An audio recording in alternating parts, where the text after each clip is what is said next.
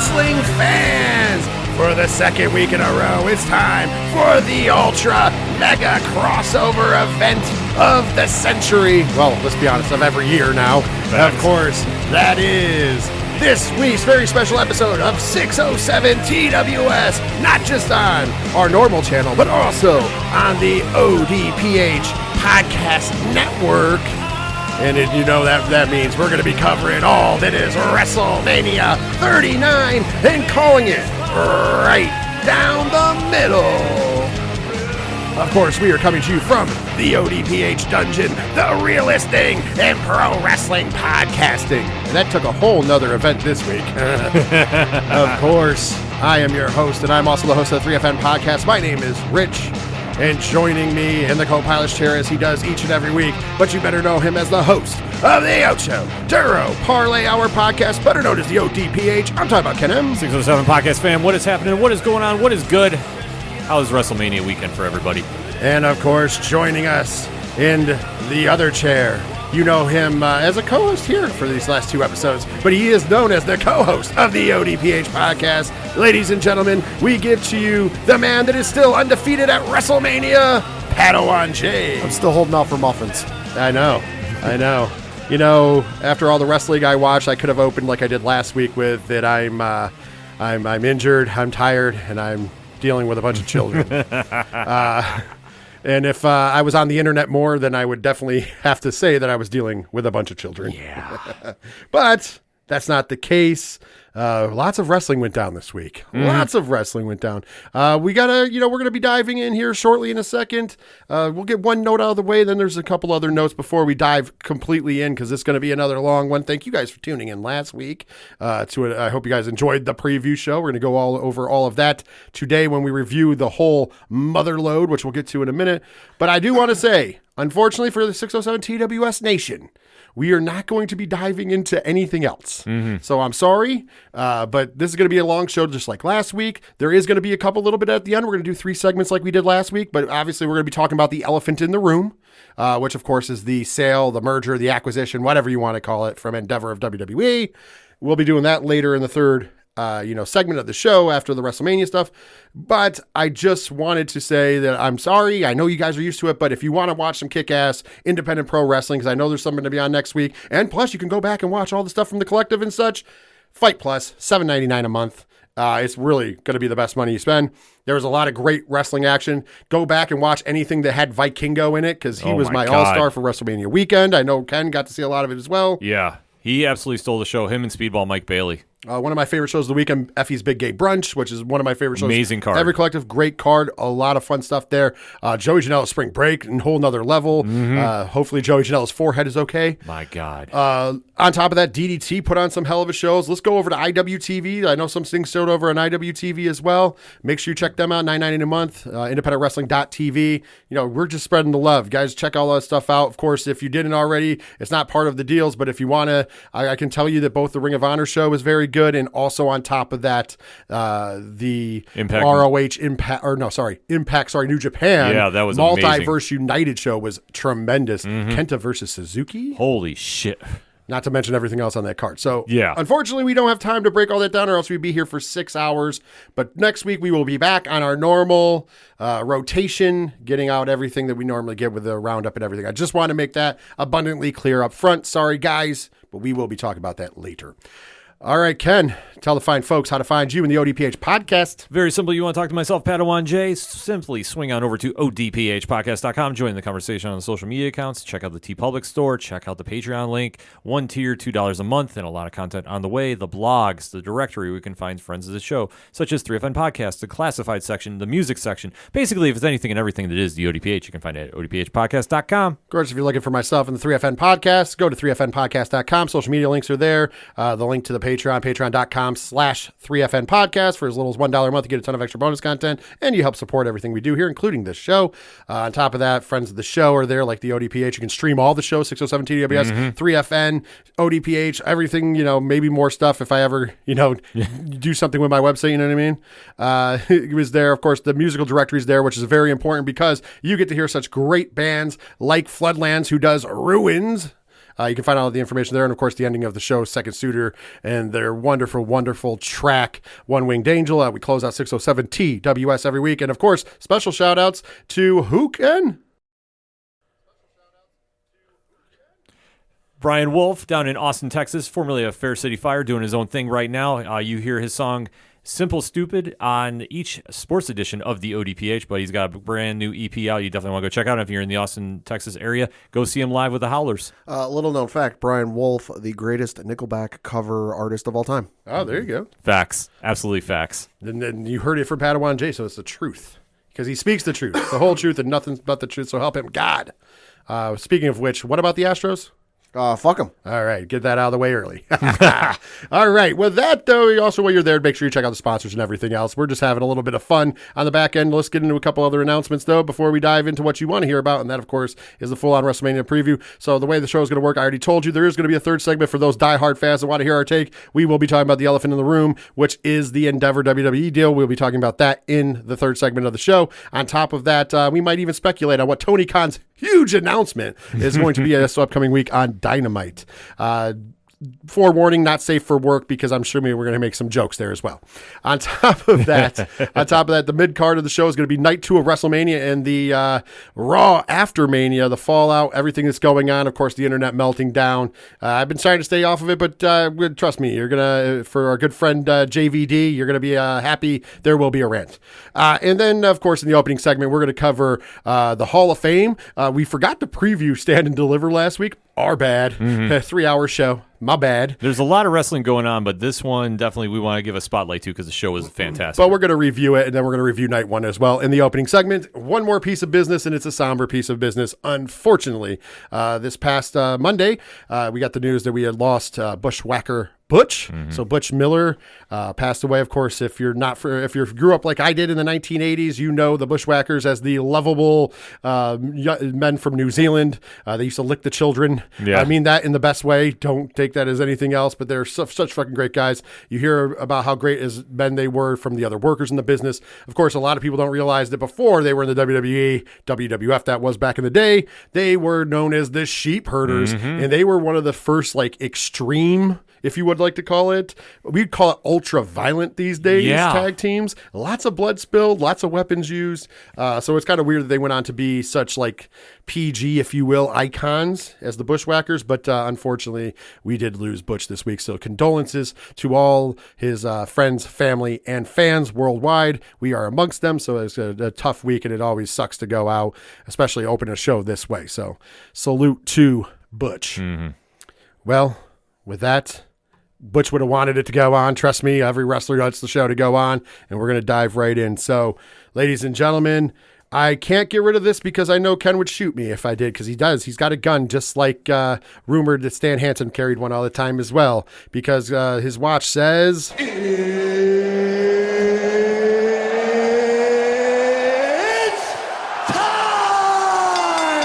It is time to officially kick off this week's 607 TWS and ODPH Sports Edition crossover WrestleMania 39 Review Edition. Damn, that was a lot of words to say in a short period of time.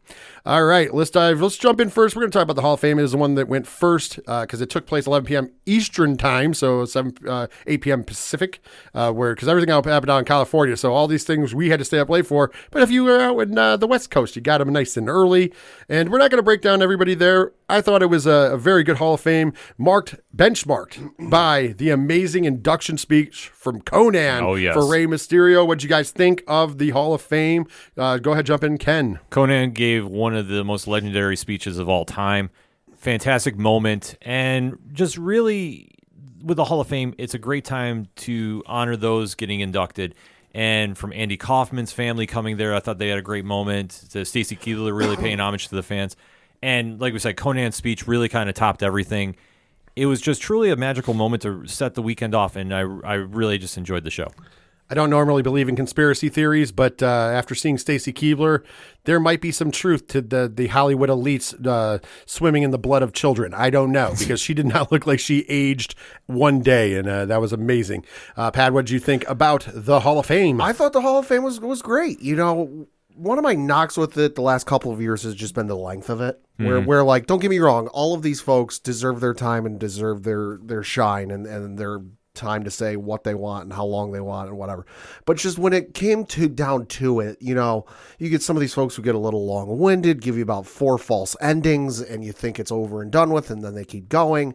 And I remember a couple of years watching where I will admit I was starting to nod off and fall asleep during a couple of them. Not the case with this one.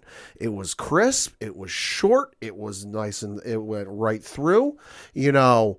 But that said, you know, Stacy Keibler gave a great speech. You know, Ron Simmons and JBL were not wrong about Tim White's brother being a dead ringer for Tim White. My God, he's a dead ringer for him. You know, it was awesome to see the great Muda, you know, give his admittedly probably going to be the shortest induction speech of all time. I don't think anyone's going to ever beat that one, you know, but then seeing Asuka and everybody else freaking out about it, and then seeing the incredible photo of the great Muda and Omos the next couple of days. Oh yeah. You know, yeah. But like you said, no, the Ray's speech was awesome. Conan's induction speech was incredible, and honestly top 3 induction speeches of all time. Oh, easily. I'm gonna just go say my highlights. Of course, I'm a big Great Muda mark, so I was happy to see. I was marking out as much as Asuka was in the crowd. I'm glad that they caught that. You know, it was a short speech, and you know, he apologized and said it's because he doesn't know very much English. I don't think he had to apologize for. I think everybody understood, but he definitely got across that he was very honored to be there. I love the spraying of the mist was on point. Oh yeah, yeah. On top of that, like I said, I already said Stacy Keibler looked amazing. I thought she had a good speech as well.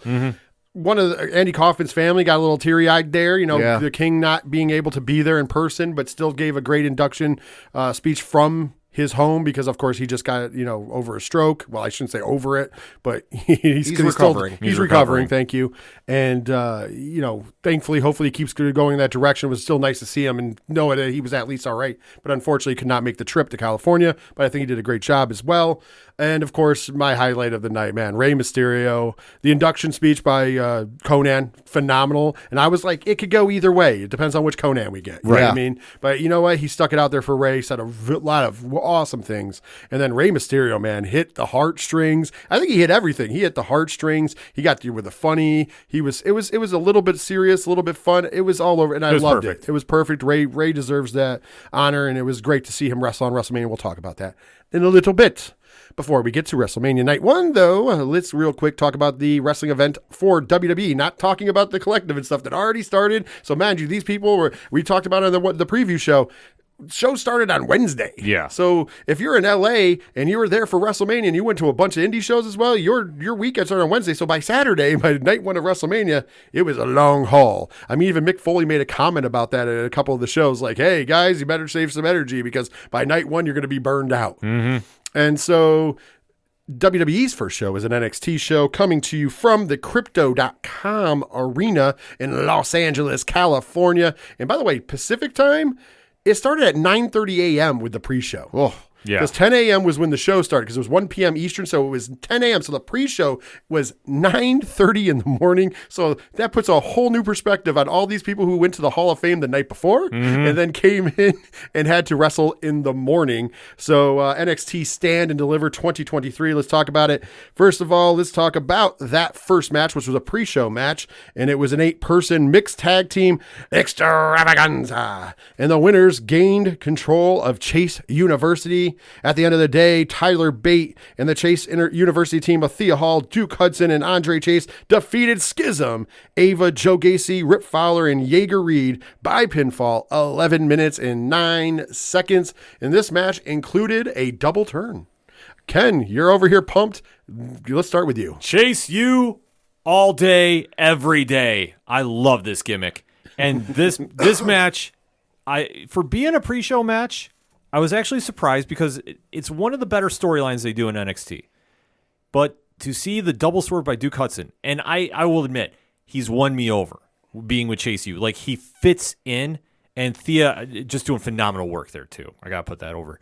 But I love the double swerve. It really got the crowd excited. They were invested in it and really told a great story. And especially Chase U going over was the perfect way to do it. I think if the Schism had won, that would have been a little weird. Just, I don't know if the dynamic would have worked. So I'm not saying it was telegraphed, but just a great match to kick the show off. Padawan J, want to add anything? Unfortunately, I wasn't able to see this match because I know the match was taking place, but I figured it'd be on the main card. And so I was busy with other stuff that day. And by the time I got home, right when the card started, I realized it had already taken place. Oh, that's fine. So I'm going to have to go back and watch it. Yeah, I think you'll enjoy it. It was a good, nice little opener. I also missed it live. I actually went back and watched it the next morning because we also, like you, Pat, I was doing stuff. Went up to Geneva to my buddy George's house, and I got there in time to watch the actual 1 p.m. card. And I was like, oh, wait a minute, there was a pre-show. I didn't realize there was a pre-show, honestly.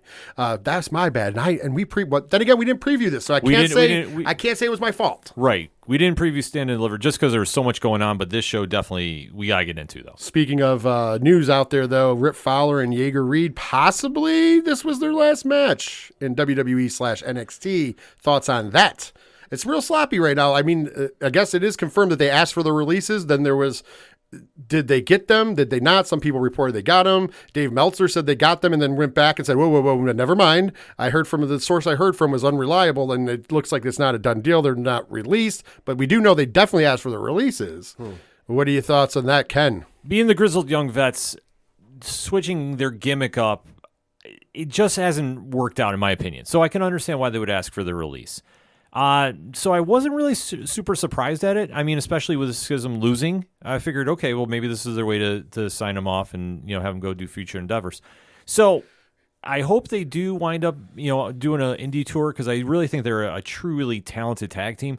But I'll be honest, I wasn't super shocked by this. Well, if the internet's right, Vince McMahon, the reason. We'll get to that later, I promise.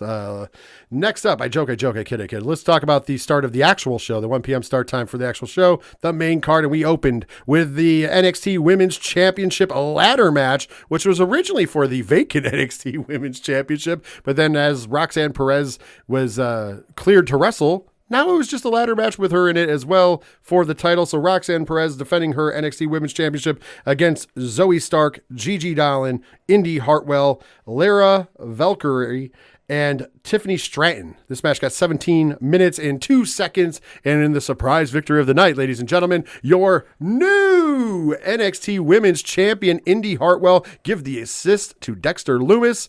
Padawan J, kick off. How'd you feel about the match? This match was great, and I'll admit that I marked out the hardest all weekend for this match, and specifically the ending, because it was a great match. I loved everything going on with it, getting real creative with the use of the ladders, and then the moment where Dexter Lumis shows up and starts helping Indy Hartwell emerge victorious and win the belt, because there was a couple moments in this match where she could have done it, and you had Booker T and you had whoever the announcer is, I'm blanking on the name, screaming at her like, oh, you got to move, you got to do it, you're taking too much time, and then Dexter just shows up, thumbs up, and helps her. I started freaking out. I love this match. Ken? I was surprised Indy had won. Not that she's not worthy of the title. I figured she would have won it a few months back, to be honest with you. I thought she'd be getting the call-up after Mania. Oh, yeah. So I had Tiffany Stratton pegged to win this match. And she had a great performance, albeit, though, that dive she took off the ladder, that was a rough landing. Yeah. Not on her. Yeah. Yeah, but this match, though, I thought was very solid. And the ending, Index is over no matter what. So this was a perfect ending to it, and I thought it was a great performance by everybody involved. No, I thought it was a great match. I thought everybody went in looking better than they when we were going in. And every one of these women has a gigantic upside. Very impressed with Tiffany Stratton. Yes. She took a hell of a bump on the outside, the springboard moonsault to the outside. It was kind of an interesting, I didn't think they caught her at first. Yeah, exactly. That's I was like, whoo. Yeah. That was a hell of a bump. But everybody in this match did well. I enjoyed everybody in this match. I thought that the match pacing was well, and I loved the surprise. Although, for my the conspiracy theorists, and it's going to come out because I'm making jokes about it all night, just to let you guys know. You guys are going to catch on. Definitely saw Vince McMahon's fingerprints here. Did you see how Dexter Lumis originally came up underneath Indy Hartwell? Yeah, boy. That's a horn dog move if I've ever seen one. Definitely dog approved, by the way. Next up, we had the triple threat tag team match for the NXT Tag Team Championships. Your champions, Gallus, Mark Coffey, and Wolfgang, going up against the family, Tony D'Angelo and Stax, and of course the Creed brothers, Julius and Brutus.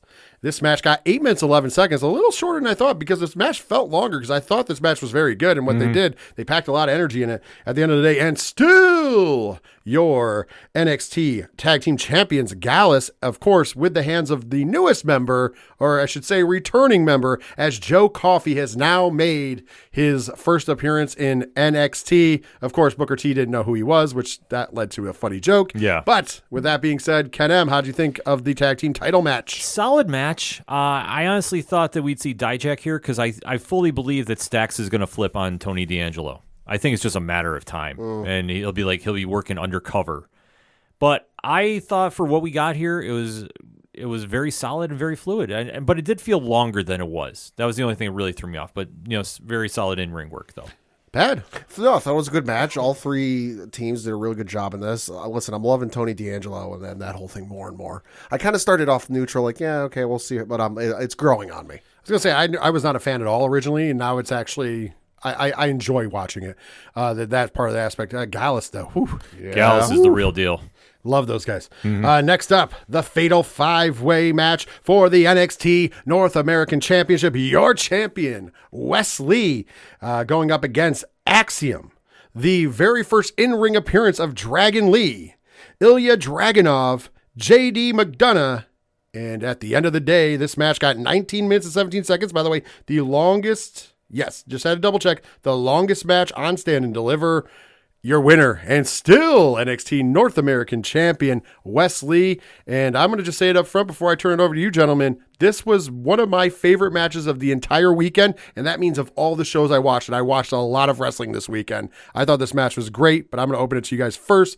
Pad, what'd you think about the 5-Way for the North American title? Easily top 3 matches of the weekend. I got to go back and watch a couple of the other matches, including this one, to kind of finalize where I'm going to put it for the weekend. But no, this match, easily one of the best of the weekend and early candidate for match of the year. I agree there. Ken M. Match of the year candidate, hands down. I already penciled it in for the Brodies. This really felt like true NXT. I know that's weird saying, but you know how we are used to takeovers and have those magical moments like with Adam Cole and Johnny Gargano and Tommaso Ciampa. This had that vibe throughout the entire match. Dragunov, oh man, show-stealing performance. Dragon Lee looked phenomenal, but Wes Lee, we have to give him a lot of respect because he's been the fighting champion. I love the gimmick that he doesn't care. Open challenge. Whoever wants to come get it, come get it. Absolute perfection, this match. Definitely give Wes Lee his flowers. When everything went down with his tag team partner, well, we're not going to dive into the woods there, and MSK ended. Right. It would have been real easy just to write Wes Lee off or just make him basically a jobber guy until his contract was up. Instead, they saw something in him. They pushed him to the NXT North American title. We all looked around and we're like, okay, maybe transitional champ. Nothing against his talents. Sure. Just, we weren't expecting that much. Maybe, whatever. But then, defeats Dijak at the last PLE. Oh, man. Okay, they want to keep him on the belt. And now here, 5-Way match, defeats 4 other guys, top-tier competitors. Axiom, Dragon Lee, Ilya Dragunov, who's one of the best in the world, JD McDonough. All these guys, with the exception of Dragon Lee, who just got there, and Axiom, who is still kind of new himself, you have 3 of these guys, including Wes Lee, who have been in big major title pictures on a PLE. Yeah. Because remember, Dragunov, it was our match of the year. Oh, my God. He was Sports Illustrated's match of the year the same, year, with him and Walter. Yeah. And then, JD McDonough was in the top, and him and Tyler Bate had that triple threat match for the title a few months back. Well, probably 6 months ago now. It always seems like time's flying. But, this is a good matchup to be in. Really showcase Wes Lee. Can't say anything more good. Listen, banger after banger here. Yeah. The opener was a banger. This match was a banger. The tag match was a banger. And then another banger, the unsanctioned match. Johnny Gargano defeats Grayson Waller via submission, 18 minutes and 12 seconds. What a fucking great story they told here. Ken M, how'd you feel about this match? Love this match. The only thing I guess I could say negative about it is Grayson Waller did a couple no-sells I did not like in this. Yeah. But it did not take anything away from him really emerging in my eyes as a star. Because I'd have always been kind of like, yeah, he's got potential. No, I'm fully sold on the kid now. I'm going to agree with you on that. There was the one in particular where he did the table spot. Yeah. And then he came back in for a big spot, and it was like, I just was like, man, I wish he would have let it breathe. Yeah. Not giving away anything. There's a match in the main event of night 1 of WrestleMania. similar beatdown, and then there was a real quick adrenaline, but Sami Zayn sells the injury right after real quick, and that's what he should have done as well. But once again, give him credit where credit's due. He still looked good. He's a young kid. Yeah, mistakes will be made. Absolutely, but this was a great showing for him, especially on a primetime stage like this, because they really spent some time, and especially with Johnny Gargano to come back. They really see something in him, and rightfully so. This was a great performance by him, but I love seeing Gargano win. And by the way, his back probably is not the same currently right now after those wonderful Kane shots. Pat, what was your thoughts on this match? I mean, listen, this match needed no build-up for me. Given what happened between Grayson Waller and Johnny Gargano when he left NXT in 2021, early 2022, whatever it was, in the contract situation, he left to be time with Candice and have their baby and all that stuff. The storyline was built in there with the way they wrote him off initially. So to have Johnny come back and like, hey, we got some business to settle. I'm like, I heard this. I'm like, all right, I'm in for this. So the match was incredible. It was awesome to see Grayson Waller get his ass handed to him. Especially when Candice jumped the barricade, started beating him with the kendo stick. Just with knowing the story and everything built in, I love the match. It was awesome to see. And Grayson Waller, I knew when he quote unquote beat Gargano and made him quote unquote leave NXT. I was like, they got something special on their hands with him as a heel. It's just he's got to put a couple more pieces together with it, and I think he's starting to do that. I'm going to really add on to that because I think that Grayson Waller has been one of the most improved wrestlers over the last 2 years. There was a time where I could not stand him, not because of the gimmick or anything, just because I thought he was just over the top for no reason and wasn't very good. He is really honed in on a craft. I do think that the gimmick needs to keep changing, which I think they're changing because they have to, because they have Logan Paul and his gimmick was kind of Logan Paul, if you will. So it's kind of like you have to change that, but I think he's done well there. I'm interested to see where he's going. I have said that if they can pull him up enough the card enough, I could see him actually having a match against Shawn Michaels because I think that's where you end up leading to in this storyline. If they continue, you could get there, but I think that they're waiting to see if the kid is going to reach that final form. They're not going to push that button and put Michaels in there with him if he's never gets that final form. But I think if he gets to that final form, which he's on track to do, I think that could be a really cool way. And then him come up to the main roster after, which would be big money, big money.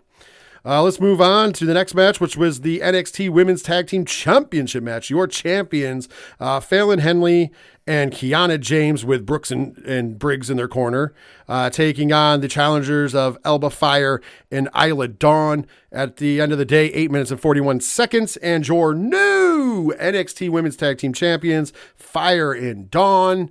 And I'm just going to start this off by saying this is one of my least favorite matches, and you want to know why? It had nothing to do with the in-ring performance, although I thought it was kind of bad. It was a fine in-ring performance.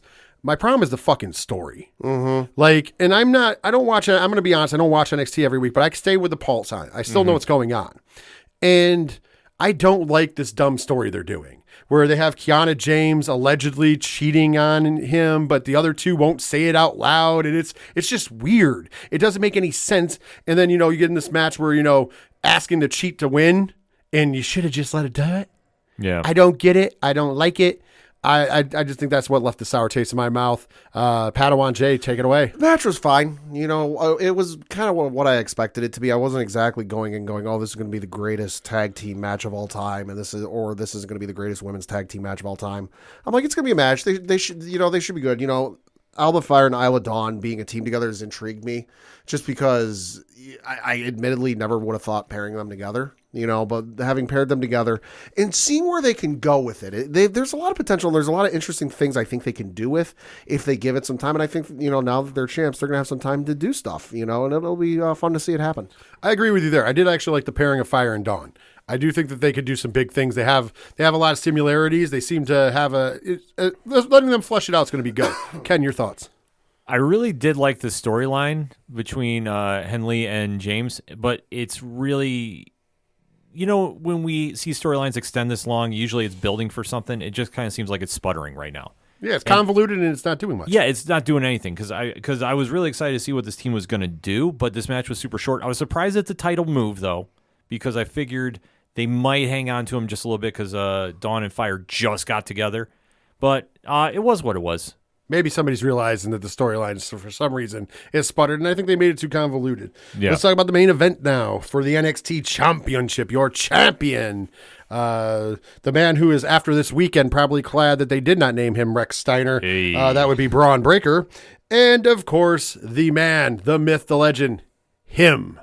That's right. All hail him. Carmelo Hayes. Mello is money. Mello don't miss. Mello don't miss. Let's be honest. There's a lot of them out there. This match got 16 minutes and 10 seconds. And at the end of the day, and your new NXT champion, Carmelo Hayes, which I'm very excited for. Just going to say, match kind of let me down a little bit, but I should have known that because Braun Breaker's very limited. Ken, we'll kick it to you first. You hit it right on the head. Breaker has got a lot of potential, but it's literally the same moves every match. And it's not reinventing the wheel. And I know he's got a tremendous upside, don't get me wrong. But his title reign, in my opinion, has not been super impressive. And I think they made the right call here, making Carmelo Hayes champion. The only thing I would say is wrong with it is we won't see him on the main roster with the Hurt Business, but you know what? That's perfectly fine. Hayes is going to do a lot for NXT as champion. I don't know what they're going to do with Breaker after this, but with Hayes at the helm, it's in good hands. Padawan J. The match was fine. Carmelo Hayes was great in this match. Braun Breaker, not so much. Braun, few too many Steinerisms, if I may, for me. And I agree with everything Ken said. I think he does have a lot of potential, and I think he does have a lot of upside, but I think you've got to break him out of this kind of mentality he's got where he's almost relying maybe a little too much on his family. Heritage. Okay, I'm not saying don't use any of your father's or your uncle's moves, but just don't go to the well every single time you're going to do some of that stuff. It's just one of those things where you've got all this potential. Don't lean on the past. He's got to add some more to the arsenal. Yeah, exactly. Well, on top of that, he does big man things, and yeah, he's a big dude. Don't get me wrong, but is he a big dude next to Braun Strowman? I don't think he is, because he's not as big as Braun. Right. So you're going to be able to big man the little guys, but Carmelo Hayes has proven what I've thought the whole time. He's going to be a big star in this business in years to come. He'll be on the main roster. He's a guy who could possibly be a future WWE champion. Easy. Oh yeah, easy. On top of that, like I said, I don't want to disparage Braun too much, but I just think that he needs to, there's some things that need to be focused on still. Yeah. And on top of that, I will say the weird part for me was the weird fist bump handshake thing. Yeah. Braun Breaker offers the fist bump after he hands Carmelo Hayes the title, and Carmelo Hayes kind of held his hand. It was weird. Yeah. I didn't get it. I don't know. It was weird. I think it was impromptu, and Hayes was just yeah. Yeah, and the other thing that bothered me too was how the announce team was bringing up how long he's been holding the title, and I know Booker T got asked at one point during the match. He's like, "Oh, is this one of the most dominant reigns we've seen in NXT history?" And I'm like, "Is it?" Well, they're trying to add some sizzle to the story. Oh, yeah. So, I mean, that was the thing. But I do agree with you. The fact they were trying to overemphasize it and make it seem like Braun was this unstoppable force. Think of everyone he's beaten. And I'm like, okay. Yeah, but who has he beaten? Yeah. By the way, we all know how I feel. If you've listened to 607 TWS, you all know how I feel about matches ending with handshakes. I'm tired of seeing that shit because it's on the indies way too much. Let's kick it on over. By the way, for those weirdos out there talking about the indies are bad, I think the indies are fine. I saw packed houses all weekend. I don't even know where that conversation came from. I agree with you completely. That was one of the weirdest, and there's been a lot this week on the as far as wrestling social media and wrestling Twitter in particular. But that was one of the weirdest topics to come up. Well, let's kick it over to night one of the granddaddy of them all, Wrestlemania's April 1st, April Fool's Day, if you will, from the SoFi Stadium in Inglewood, California, LA, if you want to be more, bigger, but it's technically Inglewood. The night one attendance, we should say, the reported night one attendance, 80,497 people jam-packed SoFi, and trust me, I didn't see many empty seats, so I don't think I saw any empty seats. I didn't see any. It was crazy. So let's talk about the results. Let's review it, shall we, folks? Let's start with the opening contest. Of course, we knew what this was going in for the WWE United States Championship.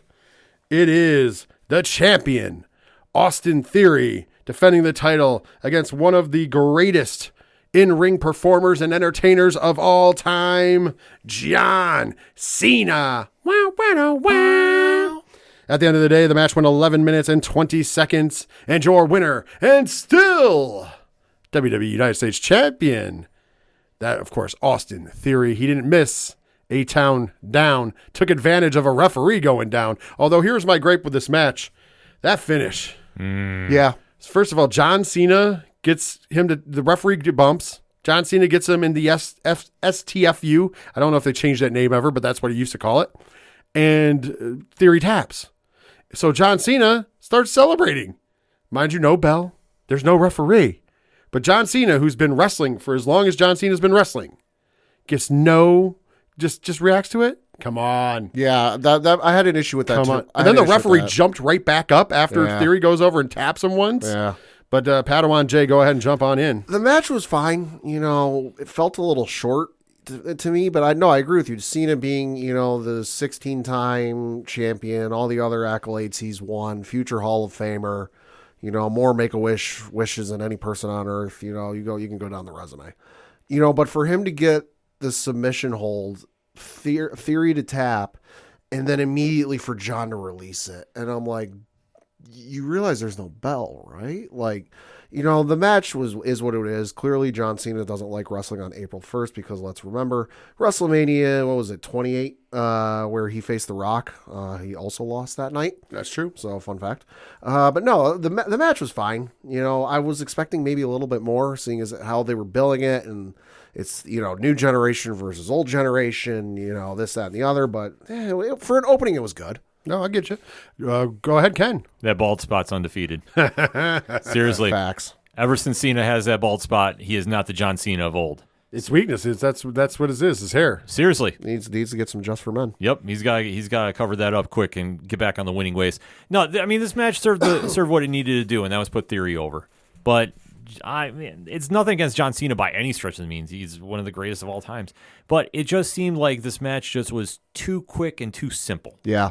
No, the crowd was super into it too, because I know Greg Miller, who was in attendance, posted on Twitter, his Apple Watch gave him a sound warning because the sound in the stadium had hit over 100 decibels. Oh, yeah. So the crowd was obviously into it. I was going to say, by the way, I want to make this up front. The crowd for this event was tremendous. Oh, my God, amazing. Both nights of WrestleMania, this crowd was phenomenal. You can do a lot of, if you have a good show, but you have a great crowd, it makes it an iconic show. I think that really hit home this weekend for WrestleMania. Next up, we had the men's WrestleMania Showcase Fatal 4-Way Tag Team match. Say that 5 times fast. And this match got 8 minutes and 30 seconds. At the end of the day, the Street Profits, Angelo Dawkins and Montez Ford, defeated Braun Strowman and Ricochet, Alpha Academy, Chad Gable and Otis, and the Viking Raiders, Eric and Ivar. This match was way better than what any of us anticipated it was going to be. Ken M, tell us thought. Sleeper match of all weekend. And there's no question about it. I love the fact that these 8 individuals went for it. They knew that let's face it, we all thought this was going to be a throwaway match. Every one of them stepped up. Chad Gable with the suplex heard round the world. Chad Gable was over with that LA crowd. Yeah, tremendously. Dawkins leveling Braun Strowman. With a shoulder tackle outside the ring. Yes. And then Ricochet in midair adjusting so he did not go flying through the announce table to hit his mark. By the way, he got like 40 feet in the air. Yeah. I mean, I'm exaggerating a little bit, but it was, wow, the leap on that. That was a small piece of what was going on. And you heard everybody in that crowd feeding off of it and building. And I know our watch parties, respectively, were all going crazy for this. That was a great match. So, phenomenal. Okay, Pad. I got to give all the credit in the world to these individuals just because, they got told, hey, you're going on second. You're going to have maybe 10 minutes, depending on how things go. Here's who's going to win. And I get the feeling they all just looked at each other and went, you know what? Let's burn this motherfucker to the ground. Yeah. Let's tear the house down. Let's have the best match on the card. And you know what? they're in contention for match of this card for me, just because, I knew we'd get a good performance out of the Street Profits. You always do. You knew Viking Raiders were going to come in there and be the heavy machines and knock the shit out of people. And you knew you were going to get what you standardly get with Gable and Otis. Strowman and Ricochet, I figured would be good, and they do their own respective stuff, but just everyone meshed so well together that it was frankly astonishing that it worked as well as it did. That at no point did it feel like anybody was getting a shine over somebody else. Everybody got their own little moments to oh, hey, here's their feature, here's that feature, and like you said, it was one of the best matches of the weekend. I gotta say, we were all kind of okay, get guys on WrestleMania. We need matches. That's cool. We didn't expect it to be terrible, but we also were it's kind of one of those filler matches, if you will, for lack of a better term. Mm-hmm. Man, I agree with Pat. I think that those guys went out there and said, fuck filler match. We're gonna have a good one out here. And man, they put on a show. They got, like I said, they only got 8 minutes and 30 seconds, but you would have thought the match was 15 minutes long by how much stuff they were doing in this match. I mean, real quick, it broke down. Instead of doing tags, they were just the hell with it. There's no DQs in this match. Let's go. Everybody just got, and once again, this is something we talk about a lot with GCW when we talk Game Changer Wrestling in the Scramble match. Mm-hmm. It feels like the reason why the Scramble match in GCW is so good compared to other places is that even though there's a lot happening, they don't do too much at the same time. Right. There's a balance, because if you do too much at the same time, you're missing things, and that's never good. This felt the same, though. This felt just like that. We didn't miss any of the spots that everybody kind of was okay, spot here, spot over here. But it was all, so you saw this spot and digested it, then you saw this spot and digested it, then you saw this spot and digested it, then you saw this spot, and then we're in the finish. I thought it was put together masterfully. I'd love to know who the agent was on this match, because damn, they deserve all the credit in the world. Next up, we had a match that a lot of people were looking forward to, as Seth frickin' Rollins defeated Logan Paul with KSI in his corner. We'll talk about that in a minute. 16 minutes and 15 seconds. And let me just tell you, I'm going to start this off before I pass it over to Padawan J with an exact quote from Triple H at the WrestleMania press conference. Logan Paul has no business being this good, but here we are. Padawan J, what were your thoughts on Seth frickin' Rollins versus Logan Paul? This match was great. From the entrances, which were out of this world, kudos. Whether it was an accident or whether it was planned, kudos for having Logan Paul's mic left on while he was flying through the crowd. That was a great touch. I wasn't sure what they were going to do for Rollins' entrance, but having the conductor of the LA Symphony come out to conduct the crowd was a brilliant move. The match was awesome, and then having, you knew once the Prime bottle came out, all right, somebody's going to be in the Prime bottle, and doing that whole spot. It was a great match from start to finish that at no point did I go, all right, let's just get this over with. I'm a 40-year-old man. And I will say this. I did not know who KSI was. I thought it was R-Truth at first. I'm not going to lie. And then I was like, wait a minute, he's too young to be R-Truth. Thankfully, my nephews were there, and they're like, it's KSI! And I'm like, oh, okay, that makes sense then. Ken, what are your thoughts? The only reason I knew who KSI was is I know that's his business partner. Well, I knew it was his business partner too, but I just didn't know. Yeah, no, but that's what the minute I saw, I was like, oh, it's KSI. And I knew that they had a boxing match or something going on with him. So it was cool to see him show up, because obviously Logan Paul, like everybody's touched upon, has been the surprise find in pro wrestling. And just, he's got it already. And that's the one thing too. And now he's bringing in that audience. Like I say, he's bringing in KSI, who has an audience too, to the main event, to the biggest show on the planet. And they delivered a memorable moment that went viral again. And they put on a great performance with Seth. I mean, Seth is Seth. He's going to put on a 5-star match no matter what he does. So this played right into what we were all expecting and lived up to my expectations. Great match. Great to see Seth Rollins get the victory. He definitely needed a win after his losses last year, so I thought this was a good spot, big stage to get him a win. Listen, man, sky's the limit for Logan Paul. As long as Logan Paul wants to be a wrestler, I'm here for it. I understand that people don't like him personally. That's fine. Mm-hmm. If that makes you not want to watch him wrestle, that's also fine. I'm not saying I don't care about him personally, but I've never, I'm a little too old for the YouTube celebrity bullshit. Let's be honest. And I understand there's some questionable things that the man has been accused of, but it is what it is. Like, I'm not here to judge somebody by what they're accused of outside of a world that I don't actually understand. I'm not going to go watch his YouTube videos, just I don't really care for him. I'm not going to watch his brother box, because no. Yeah, no. But when it comes to in the squared circle, if you put him on NXT, Raw, SmackDown, whatever, I'm in. Listen, man, like I said, I like it. And once again, I understand that some people don't like him. That's fine.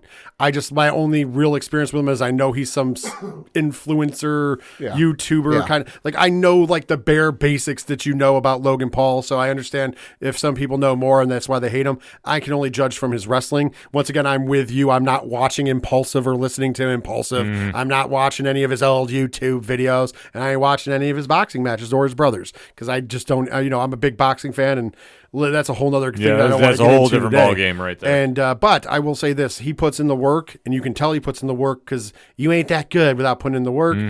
Does a better buckshot lariat and a GTS better than CM Punk. Just want to throw that out there. Albeit though Kenta did pay attention. Kenta wants that triple threat fired. Kenta saw it. He tweeted Kenta versus CM Punk versus Logan Paul. I don't know if he wants that fired, because we know CM Punk don't. Yep.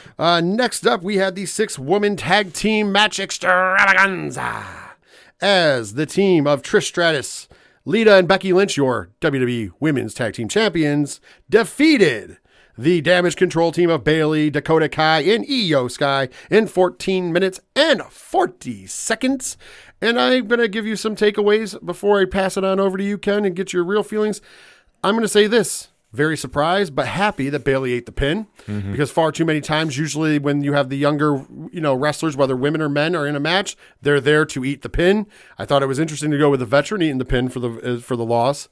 On top of that, I thought they did a good job of showcasing both Dakota Kai and Io Sky in this match. And let's be honest, we said it before, you got 2 Hall of Famers, 2 future Hall of Famers, and 2 young women who, given the right circumstances, could be Hall of Famers, all in this match. So it's a generational match. It's the attitude / ruthless aggression era versus the modern day versus the future. I mean, kind of like, obviously, the teams didn't work out that way, but you know what I mean.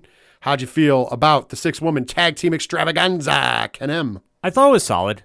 I thought Lita was off key a couple times, and I thought it was very noticeable. So I don't want to say this was my least favorite match of the night, but it was one that I think I remember for not being on that level, but it was nothing against everybody involved. I thought they did the best with what they had, and I thought it was a great showcase for Dakota and Io too. Like, I was really impressed with their performances here, and I was surprised, but happily surprised too, Bayley ate the pin. Padawan J. No, I agree with what Ken said. The match was good. I noted, I picked up too, Lita was a little bit lagging a little bit. Definitely the weak spot of the match. Yeah, but the rest of it was great. It was awesome to see Lita and Trish, make entrances at WrestleMania again. Happy to see, the faces won. I wasn't quite sure what they were going to do, given the belts weren't on the line, so you could have had, Becky or Lita eat the pin, but the fact that they got the win and Bayley took the pin, surprised, but it was a good match. Well, I'm going to say this. This was my least favorite match of night 1.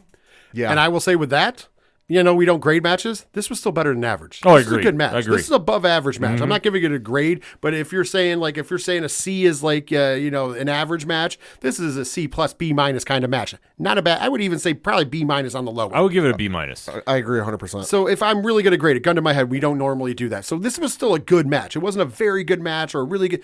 This is my least favorite. Now that should tell you how I felt about the rest of the night. This is my least favorite, and I still thought it was a good match. I do think Lita was. With both of you, I think Lita was the weakest part of this match.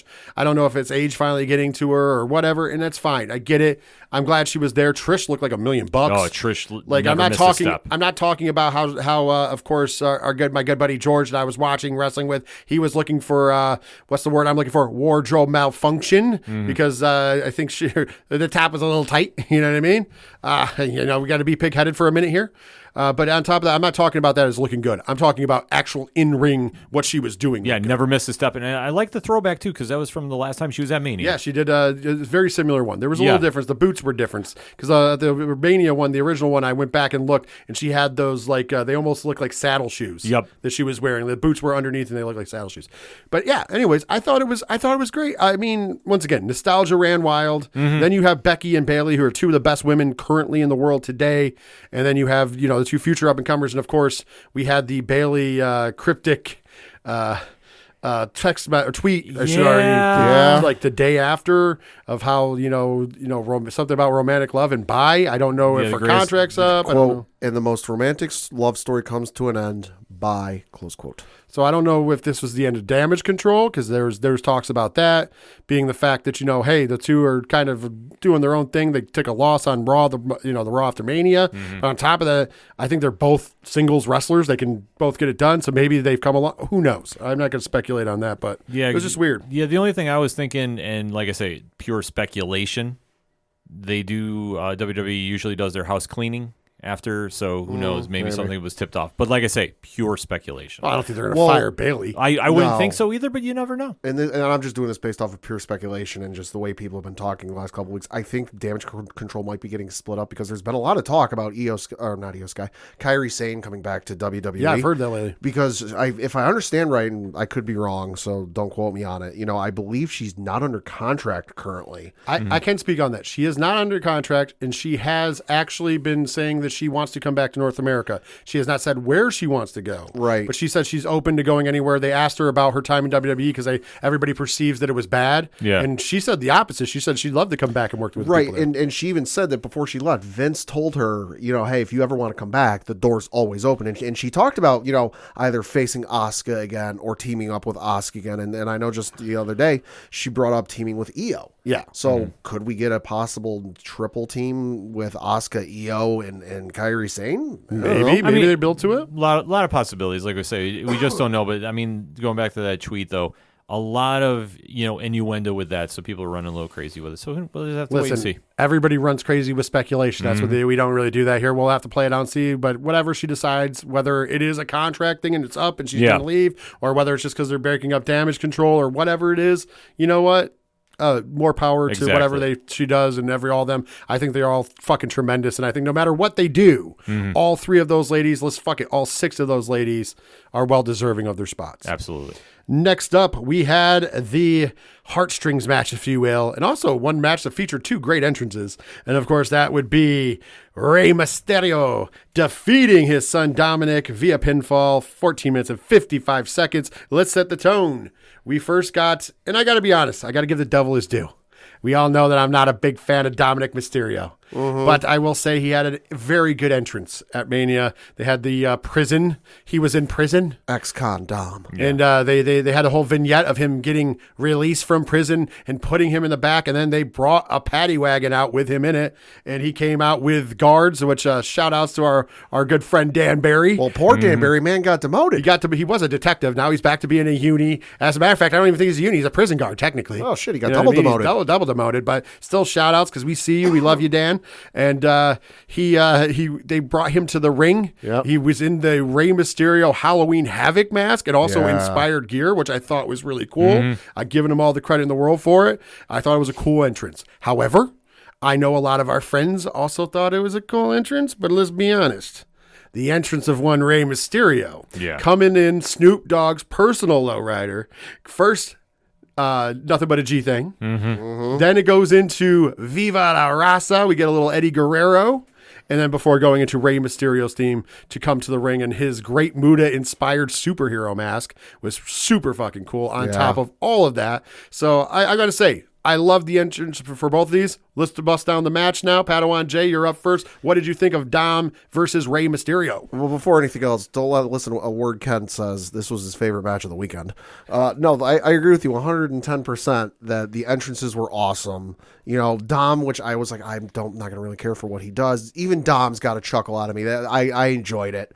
And the match was a little bit better than I was expecting, although admittedly, I was going in with a bar that was set near the floor. I'm going to say this. It was way better than I expected it because my bar was so low that there was only one way to go. But with that, I'm going to say I was pleasantly entertained. No, I was too. The match was good. And you had the moments with the family, which you knew were going to happen. He had a bunch of family in attendance, given it was Hall of Fame. He was going in the Hall of Fame. But, he had the moments with Angie and Aaliyah and the slap heard around the world. It ended up being a good match. They booked those moments very well. By the way, I just want to give a shout out because they didn't shout her out on purpose.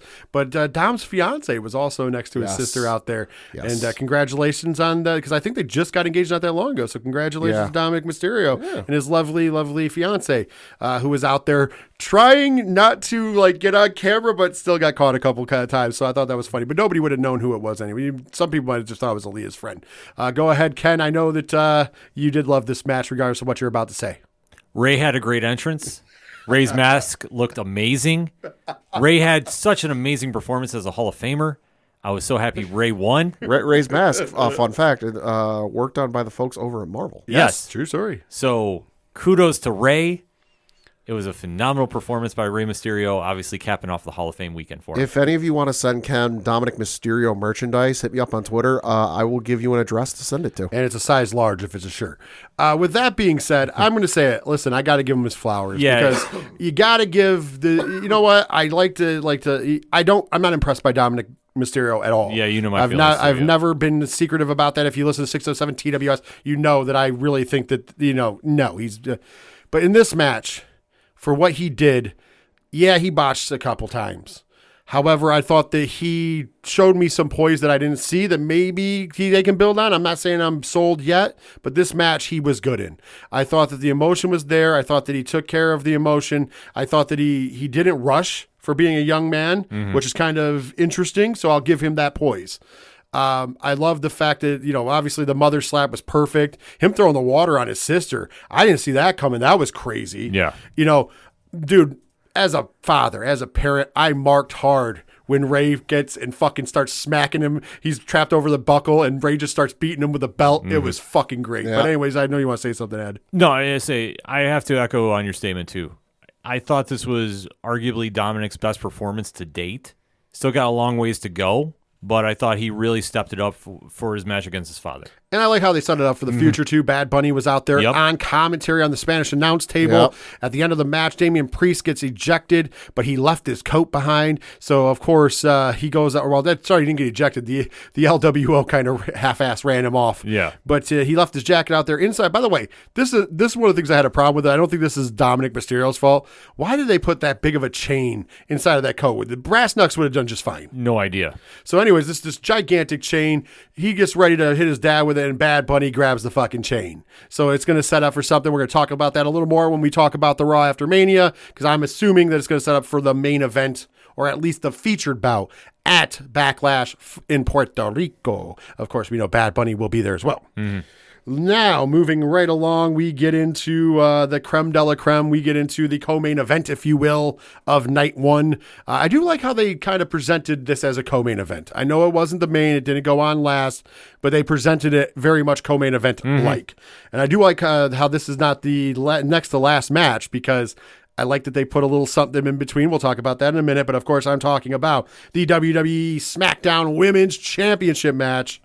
Your champion, Charlotte Flair, the most decorated women's champion in the history of WWE, defending the title against the 2023 Royal Rumble winner. Not only that, but the Iron Woman Royal Rumble winner, as she went from first to last in over an hour, Rhea Ripley. This match got its time, 23 minutes and 35 seconds, making it the second longest match on the entirety of night one.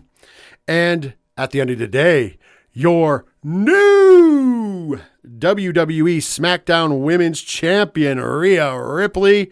And I'm just going to say, before I turn this over to you, gentlemen, these two women did not get the main event. And I'm going to give you an exact reason. I think I was right about it. The fact that they gave it to Sammy and KO and the Usos was great, because I don't know if any match could follow that. Not because the match was, because I'm going to say this, and I'm going to shock the world. The match between Rhea and Charlotte was the best match of night one, and possibly the best match of both nights of WrestleMania. I agree. Possibly. I throw it up there. It was a better match even than the main event. However, the main event had so much, and when we talk about it, had so much emotion tied with it. I don't think the crowd would have emotionally come back from that match to appreciate this match, even if it was the exact same match. So I kudos to them, and I know Charlotte was a little upset about it. I think Rhea was probably a little upset about it. But you know what? Instead of going, let's use an AEW storyline that's going on right now. Instead of going on Twitter and bitching and whining about it, they said their piece. And we know Charlotte did. We didn't hear Rhea say anything, but Charlotte said her piece. But then they went out there and showed, hey, fuck it. We might not be the main, but we're going to steal this fucking show. And woo! Purposely do the woo. They stole the show. Let's go to Ken M. What did you think about it? Match of the weekend. In all honesty, I thought from start to finish, top to bottom, this really stole the show. And I mean, and going with how great the card was, it says a lot, because just for pure in-ring work, nobody touched this. Nobody did. and I love the setups here. I thought Charlotte, I'm glad she didn't get hurt because a couple of the suplexes she took did not arc the right way. Charlotte, the selling machine. Yeah, and you knew that she really wanted to put Rhea over in this one. Love this top to bottom. Fucking kudos. Padawan J. No, I agree. This match was incredible, and I agree with you, Rich, about just the placement of the card and where it ended up, because should it have been the main event of this night? Yeah, you can make that argument. But I think given the fact that how invested the crowd is and the quote-unquote WWE universe is, with everything Kevin Owens and Sami Zayn going into this match, if you were to flop places on the card, you could have put a moment in between a la WrestleMania 30 where you had Hogan, where you had Stone Cold, and where you had Rock come out as kind of like an in-between buffer, kind of let the crowd build down. And I don't think the crowd would have come back from being as spent and burnt out and everything else as they would have been if the tag match went on as the co-main. So listen, it's not a slight against Rhea. It's not a slight against Charlotte. They're two of the best performers on that roster. And that was the best match of the weekend. And it's one I want to see run back for a third time because, hey, let's face it, in the matchup, they're both 1-1. So we're going to see it again at some point. But use this moment as the chip on your shoulder like, hey, we should have been the main event. Next time we come back, we will be the main event. Oh, I'll say that. It's definitely there. Where they like I said, where the thing is the crowd did bounce back because the emotions involved in the main event. I just don't think that the emotional change, and there's nothing against these ladies, because I'm going to take it a step further. Not only do I think this is the best match of the weekend, not only do I think this is definitely Mania match period of the weekend, I will take it a step further and say, and I don't want to say it's the greatest because I'd have to go back and watch and make sure, but this is top 3 women's match of all time, easy. Mm-hmm. It's in that top 3. I'm saying 2 or 1, but I need to go back and watch some of the matches that I put in front of it. And if you disagree with it, that's fine. I don't know what matrix you're looking at to disagree with it. Watch that match. Perfect. You watch both these women do, the selling from both of them. You watch the sympathy moments where you think it's going to end. The crowd is hanging on the edge of their seats. They might not have been as emotionally invested in this because the storyline wasn't an emotional one. However, they were very much into the action and hanging on every move. And that is something amazing because usually to get people to hang on everything, you have to have them emotionally attached. And these 2 women went out there and said, no. We can do it with just being as damn good as we are. And I got to give them credit too, because for me, this matchup was probably the one I'd lock. I knew Rhea was going to win. So I was like, all right. And obviously there was a chance Charlotte could have won with however they wanted to do the story. But to me, I'm looking at the card going, all right, if I had to pick one lock, this person's going to win, Rhea was it. So I went into this matchup going, all right, I'm so certain Rhea's going to win this. How are you going to keep me enticed to watch how this goes from bell to bell? And they did. Oh, absolutely. And I think that's a testament to both of them. Once again, I know there's a lot of people who like to complain about Charlotte Flair. Mm-hmm. She got what she got because of her name.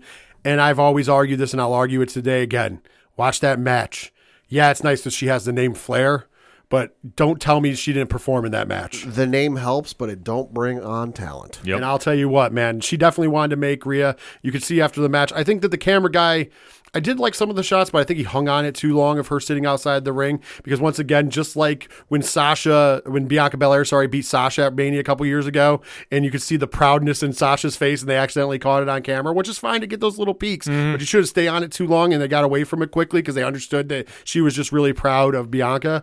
You got that from Charlotte because she was sitting outside the ring and she was supposed to be exhausted and everything, and she couldn't help but smile. Mm-hmm. And I know we all know how proud she is of Bianca and of Rhea, and so to be out there with Rhea, I'm sure meant the absolute world to Charlotte to have that moment. Right. And listen, I couldn't find a problem with that match. I mean, obviously, there's probably a couple botches when you watch it, but fuck, every match is going to have those.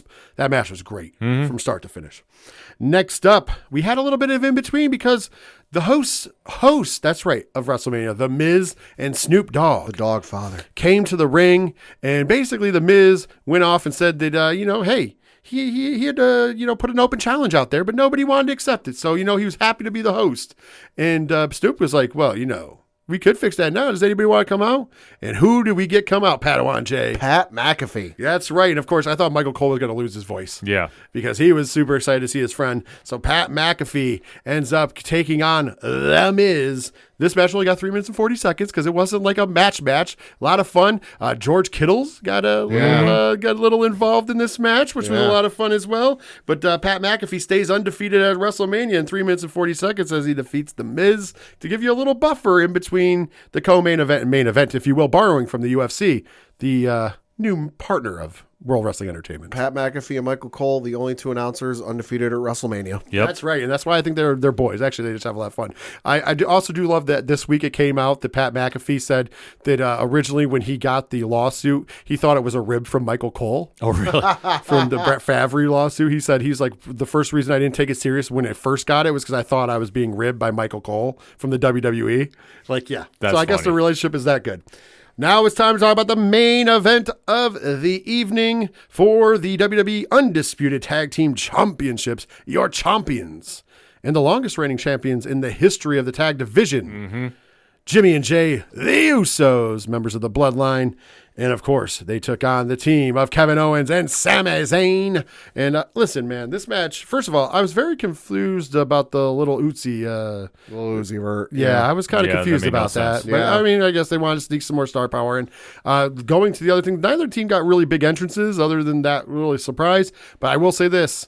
I love the PWG logos on the trunks or the shorts and tights, if you will, of Sami Zayn and Kevin Owens, who both put that over insanely in their press conference because they agreed they're there. This match got 24 minutes and 15 seconds at the end of the day. And your new undisputed tag team champions, Kevin Owens and Sami Zayn. This match was the emotional draw it was supposed to be. Listen, Padawan J, speak on it. No, this match was great. Like you, the only downside for me was Lil Uzi Vert coming out, which, listen, he's from Philly, not California, so I didn't quite understand that. And then I'm thinking, well, maybe he's got something to do with the entrance with the Usos. Well, no, wait. The Usos wrapped their own entrance, so not sure why they did it. Ken, why did they do it? Reasons. I would also like to point out that it's probably because they're going to have Meek Mill next year. Yeah. So they had to get a Philly rapper because I don't think there's going to be a spot for him on the card next year. Just throwing it out there. It could be, but still, him coming down with the ring, it was cool for what it was. It wasn't the greatest thing, wasn't the worst thing. Match, absolutely incredible start to finish. Was the payoff to the story they've built with Kevin Owens and Sami Zayn, and Sami, and the moment he shared after the match with his wife, at ringside, kind of crying, and like he had the moment, and Kevin and Sami standing there in the ring as the pyro went off right at the end. Just absolutely incredible chef's kiss. Absolutely, Ken M. My favorite match of the weekend, because I'm a huge Kevin Owens fan, huge Sami Zayn fan. This was finishing the story to the letter. The most emotionally charged match of the weekend, and it delivered. This is why we watch as fans, and this is why everybody has been so invested. This is why it crossed over to pop culture. All eyes were on this match this weekend, and it delivered on top to bottom. Can't say anything wrong about it. Well, I'll say this. I thought that this match was perfect for what it was. I mean, we go through a good section of the match where the Usos are just kicking the living shit out of Sami Zayn, but they did it in such a believable fashion. They didn't do the Usos must have, learning something, taking a page out of Roman Reigns' book, which I think is very smart. And it was like super kick, pin, kick out. Double super kick, pin, kick out. Uso splash, pin, kick out. But it wasn't that quick. There was time in between. Yeah. They're shit talking him. They're berating him. They know he has a beat. Kevin Owens is gone. They put him through a table. So now they're just really just beating down Sami Zayn. And then you can see the frustration start to creep in every time he kicks out. And of course, finally they hit him with the 1D, the one and done. And nobody kicks out of the 1D, but Sami Zayn kicks out 2 9/10. Yep. Closest I've ever seen. And the crowd goes nuts, and you see the look. And it was an interesting look because the next night, and we'll talk about it in a minute, in the next segment, we saw Roman have a different look. But Jey Uso, instead of having the Roman concerned look, had an angry look. It was almost like you're defying me to the point that I've killed you in this ring, and you won't give me the pin. And then, of course, we got the wonderful comeback from Sami. But this is where the difference in the Waller match. Sami gets the exploder into the corner, but then he goes right back to the ground. And it looks like he's going to get the one and done from the middle rope. And then, there's Kevin to save the day. And that starts building us into the finale, which, of course, gives us the wonderful 3 haluva kicks. And that's another part where I loved the way that they did that. He hits him with a haluva kick. Jay falls into Sammy's arms. Sammy looks at him, says something to him. I didn't catch what he said. I was hoping somebody would write it, but he says something to him storyline-wise. Yeah. It wasn't anything to do with whatever. I don't know if it was like, I love you or whatever. Like, it was an emotional thing. Yeah. Picks him back up, puts him in the corner, and then with great anger runs to the other side and does it again with more force. But the second one was the only one where there was anger behind it. Yeah. And he catches him again. And then that last time he puts him up and he goes across and he makes this moment. And it feels like it was probably 30 seconds, but it felt like forever. And he almost has compassion. And then he just goes. Third haluva kick, just lets Jay fall to the ground, hooks the leg deep. 1, 2, 3, new champions. And then the emotion starts. I thought it was beautiful. And we got to give Kevin Owens credit in that moment, too, because before Sammy hits the 3 haluva kicks, Kevin Owens was the legal man. And he looked at what was going on, and he looked at Sammy, and he realized, this is your moment. And he tagged Sammy in, and he gave Sammy, the chance to get the pinfall and the crowd to really explode. Yeah, and I thought it was perfect. I just loved the storytelling. You see some of that emotional storytelling reminded me in a non-retirement style of 2 moments that were retirement matches. Think about how weird this is. The moment in that match brought the emotions of Shawn Michaels, Ric Flair, and Shawn Michaels and The Undertaker. Yeah. With Rick, of course, the Shawn Michaels and Ric Flair, I love you, super kicks him, pins him. And then, of course, The Undertaker, why won't you stay down? Just stay down. I don't want to hurt you anymore. Just stay down. And he defiantly gives him the throat slip before Taker gives him the final tombstone. And I thought that, we didn't get like a defiancy, but it was that emotional. And that's why I said, I don't think you bounce back from that as the crowd. Right. Because the crowd was happy. When they won, it was a loud 3. It was a beautiful moment. Pyro's going off. They're having an emotional moment. I love the press conference with them where, basically they both explained like, hey, it was very emotional. I didn't really, we knew what was going to happen. We're pros. I felt like some feelings would come in, but I didn't know it was going to hit me like that. And then, obviously shout outs to Kevin Owens for, listen, there were Snickers bars on the table. And I literally saw them. And I'm like, if he doesn't eat at least one of those Snickers bars, I'm going to be upset. Because I know I'd eat one of the Snickers bars. He got 2. I was happy about that. But all jokes aside, I loved at the end how he once again said, we thanked PWG because without them, we wouldn't be in WWE. However, we got 2 more people. I'd like, 2 more individuals, if you will, that I would like to. And first off is the Usos, because even though everybody loves them and they're appreciated, no matter what, they're underappreciated because they're the greatest tag team in the world, period. I thought that was very, very upstanding. And then last but not least, he's like, if PWG is the reason we're here, the other reason we're here is because of a team called the Briscoes and Jay and Mark, and we just lost Jay. And I hope you were watching. You're proud. I thought that was fucking beautiful. Yeah, it was. Beautiful moment. Caught Sammy off guard with that one. Yeah, it was a beautiful moment, and it was just like I'm glad that he was able to think, and I was also very glad that he put over the Usos because they deserve. They're a lot of people like and once again, I love the FTR and stuff. A lot of people like to be like FTR is the best in the world, but are they? Are they the Usos? We won't know unless they face each other at this stage in the career. Right. I after that match, I loved what Sammy and Kevin did in the match, emotional-wise, but I also love what Jay and Jimmy did. They also were selling how this match wasn't mostly about the moves. It was more about the emotion of the match and the cathartic releases from both teams. And I thought that it told a beautiful story. Jimmy, it was weird because he was more worried. His face had a worried tone to it. And Jay, just every time Sammy kicked out, got angrier.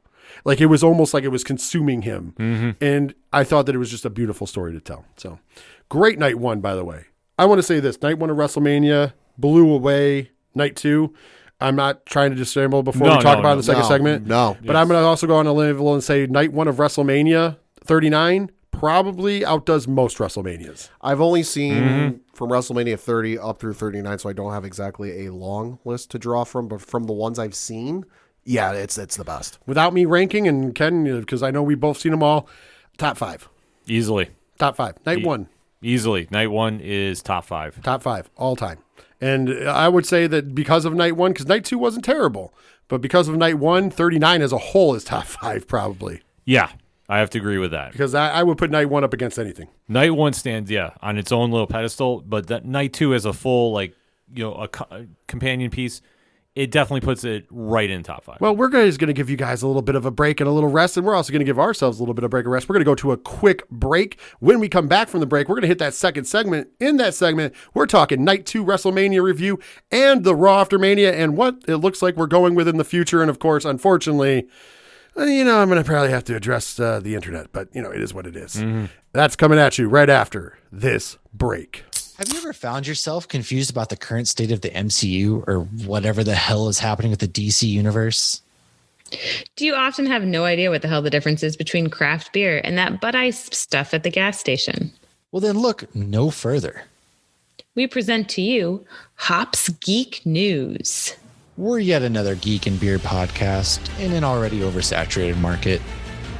All right. We drink and we pretend we know things. More often than not, we don't really know things, but we do talk some really great topics, and we most definitely can drink.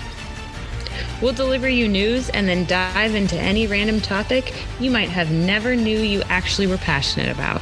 With lots of fun facts about beer. And from Marvel to DC and Star Wars, and to why Die Hard is most definitely a Christmas movie. Which it is. Basically anything that our spouses are sick of hearing us talk about. Join us on YouTube or anywhere you listen to podcasts. New episodes weekly. Just search Hops News. We are coming back from the break, continuing the WrestleMania 39 review. Of course, we are going to kick right on over to night number 2, going down April 2nd from SoFi Stadium in Inglewood, California. And night 2's attendance, let's throw it out there, 81,395. And if you added to night 1, the combined attendance for both nights, 161,892. Remind me again why they're never going to switch from 2 days. Mm-hmm. Yeah, really. You can get one night at 80,000 or 81,000, or you could get 2 nights at 160-some-thousand.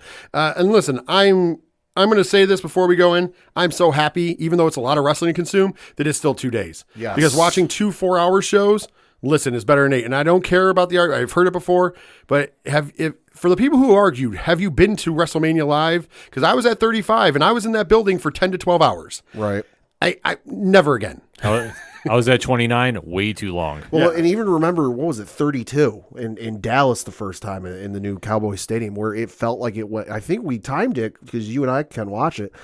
The pre-show started at like 5 in the afternoon, and it didn't finish until after 1 a.m. Yep. We got to, just for my story alone from WrestleMania 35, which was the last one-night WrestleMania, we got to MetLife. Doors opened at 2. We were there when the doors opened. The pre-show stuff for the live crowd, which they were showing on the network too. Sure. But the pre-show stuff that they were started at 3:30 or 4. Jesus. The main card didn't start till 7. Oy. And there was like 5 or 6 pre-show matches. And then on top of that, you had the entire card, which was like 13 matches, whatever. We left before the main event, thankfully, because there was an issue with public transportation because we took the train because we parked away. So it would be cheaper, get in and out easier. But New Jersey Transit shit got cross-wired and they all went home after. We ended up on the last train out a little after midnight. So by the time we were leaving, Joan Jett was taking the stage for Ronda Rousey's entrance. So the main event didn't start until after 12. It was like 12:15 when we were leaving. Something like that, yeah. So, yeah. Thankfully, we left, though, because there was people stuck there until like 4 or 5 in the morning. Yeah. Yeah. Whew, dodged a bullet there. Well, let's talk about night 2, shall we? Let's jump into what they want to talk about instead of just going over our past. The opening contest of night 2 featured Brock Lesnar defeating Omos in 4 minutes and 55 seconds. You know what I said on the preview show?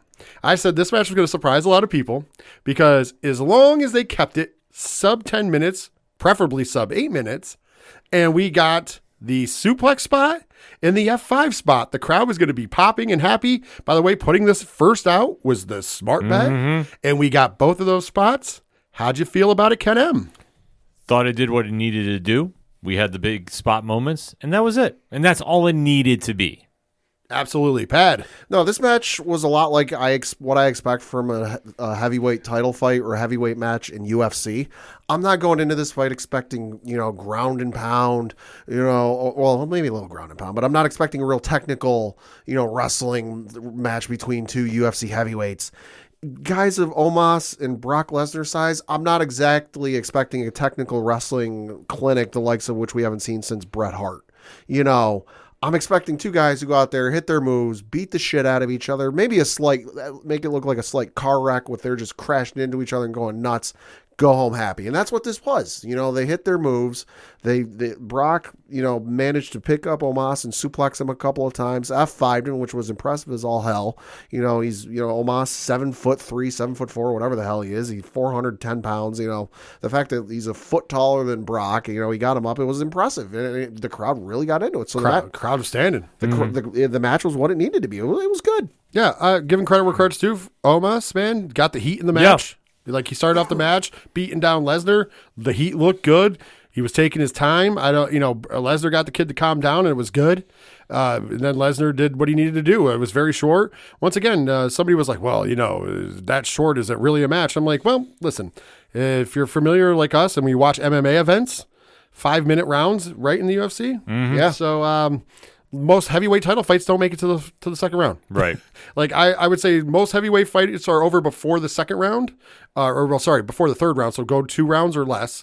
But I would say a good portion of them end in the first. Yeah. Because when you put 2 big bulls in there, it only takes 1 punch to get it done. Not a lot of submissions. Yeah. It's rare to see like the first round submission like we just saw with John Jones winning the UFC heavyweight championship. That's a rare thing to do. But once again, did you hear what I said? First round submission. Yeah. It didn't go past 2 minutes and 38 seconds. So it's normal for the 2 big bulls to go a short period. And I think that's the way that you should book that kind of fight.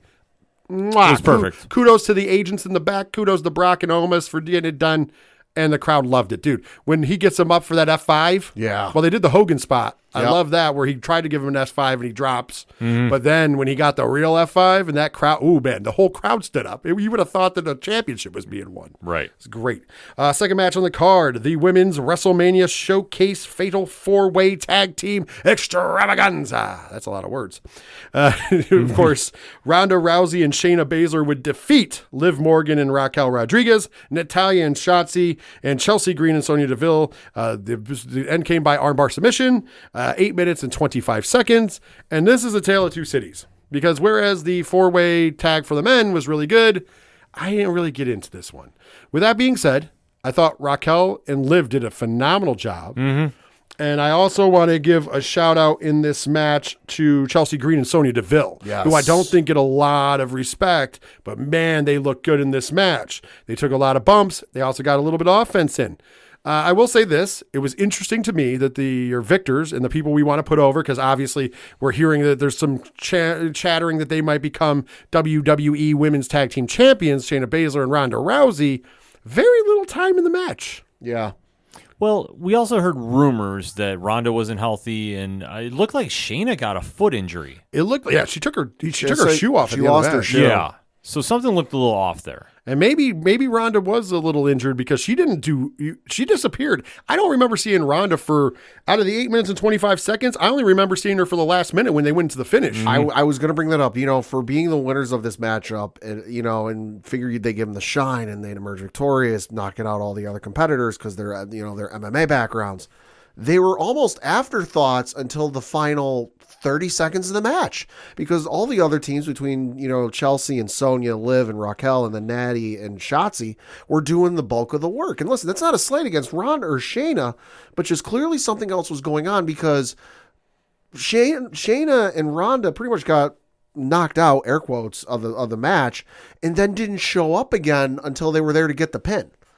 So I was like, and we saw, and everyone watching at home saw Shayna missing her shoe. So we're like, all right, what the hell's going on? Oh, it's over. Okay. Well, also I want to point out that the real shine in this match was Liv and Raquel. And I thought they did a great job. I love the power bomb spot where she power bombed Liv on top of everybody else out of the ring. And that was all like force. That's a powerful woman, that Raquel Rodriguez. I thought, like I said, I think the 2 teams that shined the most in this match were Liv and Raquel was the top team. Second team, Sonya, and of course, Chelsea Green. I love what they're doing with that gimmick. Once again, it is what it is. My only complaint about the finish of this match, and I got to give it we call it down the middle. We try to be fair about everything. Man, that arm bar looked terrible. Yes. Shotzi never let her extend the arm. It's like, what do you think, Ronda's really going to break your arm? Just give her the arm. Because when you still have your arm bent, an arm bar doesn't work for a submission. Right. Just throwing it out there. Yeah, it was just awkward. Yeah, I don't know. This was honestly my least favorite Mania match, period. Yeah, it was tied with me. Yeah. Okay. Yeah, I'd have to say it's in the bottom tier. Well, you know what, though? It was followed by one of the best. Oh, my God. Because, ladies and gentlemen, for the WWE Intercontinental Championship in a triple threat match. Your champion, Gunther, took on the Celtic Warrior, Sheamus, and the Scottish psychopath, Drew McIntyre. 16 minutes, 40 seconds. And at the end of the day, and still your WWE Intercontinental Champion, Gunther. And I would like to point out, hamburger meat. Yes. That's the word for this match. 2 words, hamburger meat. And Ken M, go ahead and start it off. My chest still hurts from watching that match. Clinic, absolute clinic of just a hard-hitting brawl. And the shots that these 3 gentlemen were taking were out of control. And Gunther's chops were getting matched by Drew. Like, that was the scariest thing for me in this match. Because it was literally sounding like shotguns were going off. How about the spot where they did the beats of the bell, and at the same time, Drew was doing a chop in between on Gunther. Yeah. So it was club, chop, club, chop, club, chop. Yeah. What the hell is wrong with these guys? I loved it, but what the hell? Exactly. I was just like, this was just absolute demolition derby, and I was here for it. Love this match. Padawan J. This match was easily one of my favorites of the night, one of my favorites of the weekend, because it was a car crash. It was 3 guys who hit stiff, know that the other guys can take it, and they're not afraid to dish it out, and the other guys aren't afraid to take it. And it showed. There was a lot of trust between the 3 guys, because when you start throwing that many chops and you start throwing as hard as they did, because Ken's right, some of those sounded like gunshots going off in the middle of the arena that was insane, and some of the loudest I've ever heard in person or coming across television speakers. You know, but just to see and Rich, what you said with between the batting of the drums and then the chops with Drew was the darndest thing I've ever seen, and I loved it. You know, this honestly, I could see this as a fight forever. Please. Oh, absolutely. I don't know if their body's going to hold up for a fight forever, but it was tremendous. Listen, all 3 of these guys, they're hard-nosed hitters. We knew what we were getting into and it delivered on every cylinder. Gunther's stock went through the fucking roof. So did Sheamus's and Drew Max. I also want to throw out there, man, Triple H said in the press conference, matches like this, that he's glad he retired. Yeah. And also, if you haven't seen the picture online of Sheamus and Drew Mack just laying on the back stairs outside of the entrance after the match, and just above it, it says pints. Yeah. That was Sheamus's quote, pints. That was it. They deserve all the pints. Absolutely. I'm just throwing that out there. Great match. Next on the list, we have the WWE Raw Women's Championship match. Your champion, Bianca Belair, defending the title against Asuka. This match got 16 minutes and 5 seconds at the end of the day, and still your WWE Raw Women's Champion, Bianca Belair. And a lot of people surprised about this one. I wasn't too surprised. I thought it was a good match. I thought that there were some missed opportunities, and I'm not talking about Asuka winning. I just thought there were some missed opportunities in the match. I did like the setup to the finish, because once I saw the missed miss, I was like, I looked at everybody. I'm like, yep, Bianca's winning this match. But Padawan J, how'd you feel about the match? Surprised at the outcome, you know, just because it was, like I said last week on the preview show, nothing against Bianca, but she's run through everybody on the Raw roster. So short of switching her over to SmackDown, who's left? You know, and is there somebody they could bring up from NXT that's ready-made for her to take on right now? No. So I figured, you know, we'd have the title change, get some fresh faces in there and get some fresh matchups. But they decided to stick with Bianca. And you know what? Okay, we'll see where this goes. I'm not opposed to it. I'm not shitting on it and saying, oh, you made the wrong choice. No. You know what? You have faith in her. She's clearly great. You look at her last, you know, couple of WrestleMania matches she's had. She's incredible. I've got nothing against her, but just interesting to see the choice. You know, it's like the UFC clearing out a division, and it's like, what next? I agree with you there. Ken M, what do you feel about it? Solid match. You have 2 great competitors like this. You kind of know that they're going to go all out and really put on a great performance. I do agree with you. I thought there were some things that they could have added to this match and made it stand out a little bit more. But take nothing away. I thought it was a very solid match, and I expect this feud to just keep going. Yeah, I'm looking at it like I was hoping that even, like I said before on the preview show, if Bianca won, let's get a little bit of after-match action just because let's get that slip into madness for Asuka. Asuka did put out a cryptic tweet, which, did you have it up? I do. Go ahead and read on it. Well, first of all, the picture is of her scribbling herself out with a red, highlighter, like on your phone, but continue to the tweet. So this is in her quote tweeting a tweet that was tweeted out the day prior. So her tweet was from April 3rd. The tweet she's quoting is from April 2nd, which pointed out she's now 0-5 at WrestleMania. But Asuka said, quote, "I might as well go back to Japan. But I bet a lot of you guys, my friends, will miss me when I leave WWE? ? Now I need the power of your anger. Let's bring chaos to the boring women's division with me." And then she included the poop emoji. "Let's bring chaos to the women's division. Let's bring chaos to the WWE, . Yeah. Once again, Descent into Madness is there, so at least she's doing it on Twitter, but I think that they should have given a moment to that. Or even revisited on the Raw after Mania. Yeah, that would make so more there's a big sense. drop ball there. Once again, we'll talk about that more in a minute, but congratulations to Bianca Belair. I do think she deserves everything she has, but Absolutely. I'm kind of with Pad. And like I said, compare it to the UFC, she's cleared out a division. Who's next? Right now, you can't run her and Becky back. Becky's doing the tag division thing. Right. What maybe her and Trish Stratus in some kind of dream match. That'd be cool. That'd be amazing, That would be but- cool for an event. Right. But that's not going to get you a long-term book. And there's part of me that really thinks that, and I understand WWE high on her. I'm high on her. I think she's one of the best women's wrestlers in the world. And I think we haven't even seen her final form yet, if you will. Right. I think she's just going to be, she's tremendous. I've gone on to say that if Jade Cargill ever came to WWE, there would be a build for them to main event at WrestleMania. It would be one of the greatest matches of all time. Because I think that there's an upside for Jade Cargill, and basically Bianca's already at the upside, but it's not even the perfected side yet. The problem is I really think they're looking for a women's Roman Reigns, and I don't think she's it, unfortunately. But I don't think anybody's it. Right. Roman Reigns is lightning in a bottle. Yes. This is honestly, I've lived through a lot. This is the only time, when I was a real little kid, was the last Hogan Giant run was when I was a real little kid. Since then, I've seen greats. I've seen The Rock. I've seen Stone Cold. We witnessed John Cena and everybody in between. None of them have done what Roman's done. Right. They were great champions. They were great faces on top, but none of them were in Roman's position. So I'm just throwing it out there. I think that this is a once-in-a-lifetime thing. You're not going to find a female Roman Reigns because we're not going to find another male Roman Reigns. That's all I'm saying. But I still do not get it twisted. I think Bianca Belair is tremendously talented. Yeah. Next, we got a little impromptu because The Miz and Snoop Dogg were back out, and Snoop Dogg got a tongue lashing from The Miz as he told him that his suit was super expensive, and he went behind his back. We were supposed to be friends, and you booked me in a match. And he goes, "Oh, what I'm hearing is you want another match." No, I don't want another match. And then, Ken, I asked Pat earlier, Ken, who comes out for this match? The man, the myth, the Shane O'Mac. Yes, The best in the world. Shane O'Mac makes his return. And remember, for everybody thinking that Vince's fingerprints is everywhere, this is going to become a theme in a minute. Remember, it was Vince in a very serious shoot interview, not a fucking worked interview, that said that you would never see Shane again because he's ungrateful. Yep. But all of a sudden he's booked on Mania, but Vince's fingerprints are everywhere. I don't know, guys. I'm just saying. I don't know.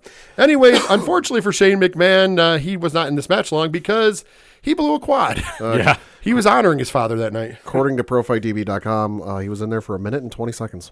Well, the entire match was 2 minutes and 20 seconds because in the greatest show of poise of all time, for somebody who's not even a wrestler, Snoop Dogg didn't miss a beat, got in the ring, told The Miz, "You ain't going to do my boy like that," pimp slapped him, and then proceeded to punch him again before giving him... I'm not going to agree with The Miz and say it was the worst people's elbow. No. But it was better than his splash. I was going to say, at least it wasn't the frog It splash. wasn't the Snoop splash. Yeah. It was better. And for the win. So Snoop Dogg impromptu defends the honor of Shane O'Mac and wins a match against The Miz. Yeah. Nice little, but listen, once again, you need those pieces. Exactly. And kudos to Snoop for, like you say, he picked up on it so quick Yeah. that it could have been this really awkward moment. I love Triple H said it best. He said there's guys that have been in this business for a long time. They would have freaked out and not known what to do, but Snoop not missing a beat. Fucking right there. I thought it was perfect. Kudos to Snoop Dogg. Now we get into the co-main event of night 2 of WrestleMania. And of course, this is brought to you by the Pope's Exorcist. I loved how we had matches that were sponsored. It reminded me of watching indie events. You know how me and Ken will, although they usually have like podcasts or whatever that are doing it, and instead we had like movies, and TurboTax was the main event for both nights. Yeah. Maybe, and everybody was worried about the Endeavor sale, like, oh, well, they're going to put advertisements everywhere. They already did that. That's before Endeavor took over. So let's look at the Hell in a Cell match between Brood Edge and the Demon Finn Balor. 18 minutes, 10 seconds. Edge gets the victory in this match. A couple of quick notes before I jump it over to you guys. First of all, we would have not known this was Brood Edge except for they wrote it on the screen. Yeah. They're literally on the Titantron. Listen, people were pissed about him not coming out to the Brood music, but I was okay with Slayer. I didn't understand that mirror mask. Yeah. The wings look cool, though. Yeah. Action figure. The only thing I can think of why they didn't go with the Brood music is he's done it twice before already in his feuds with Judgment Day. Yeah, disappointingly enough, no Gangrel, no Christian, but nobody promised that, so I can't take it against WWE for that. Right. That was just a rumor. And I will point out, I've seen better demon entrances, but it was nice to have the old Finn music. Yes. Well, you know what was a little tough, though, is because of The wind. The wind. Yeah, that was the whole thing. So it wasn't the same. Yeah, because the smoke effect would have looked better that he had if the wind wasn't blowing. The wind, and also if it was just a little bit later in the night, because it was still, if it would have been just a hair darker than it was, I think it would have come off a lot better. This would have been better on next year's WrestleMania because it'll be Yes. nighttime. Because it'll be 8 p.m. Eastern, so it would be nighttime. Anyways, not taking anything away from the match. There's the other note that I want to make before I turn it over because it is a big contention in this match. And that, of course, is during this match, there's a spot where Finn Balor gets busted open. And a lot of people on the internet instantly bitched about them stopping it for blood. I thought that night, because of the way the ladder hit him, that they stopped it to concussion check him. We were all wrong, and I don't want to hear about, oh, they just chose not to do blood. No. If you saw the picture that Finn Balor posted of his head after the event, there's a 2-inch gash that goes down to the almost the skull. His skull. And they, during the match, stapled, when they were pausing the match, when everybody was worried and talking shit, oh, it's because he's bleeding, they were stapling his head shut. He's also put out an updated photo of his head. Yay. He needed 14 staples. And oh, by the way, they did that with no painkillers. Oh, I want to point out, they also only did the staples to stop it bleeding. They probably yanked those all out to put new ones in the right way after. He literally wanted to continue wrestling, so they made it so he could wrestle. They determined he didn't have a concussion. They determined that they could possibly get it to, somewhat to be safer if they stapled it. So literally, while he's in the ring, they stapled his head. And some idiot had the gall to say, oh, there was a numbing agent they put on while he did this. And Finn tweeted to that person specifically in reply and said, quote, there was no effing numbing agent.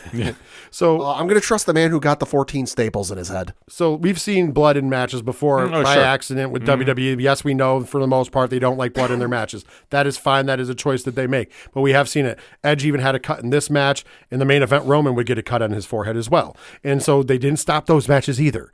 The problem was this man's skull was almost exposed. Yeah. And the fact that he decided to continue and that the doctor felt comfortable enough to staple his head while he was in the ring. And I'm not talking about with a staple. We're talking medical staples. Yeah, medical staples. It's a whole different ballgame. And only just so that they could get through the match. That was all. They deemed it would be safe if they did it, and they just did it. And that's a trooper. So I don't want to hear any of this disrespect to the WWE or to Finn Balor because that was ballsy.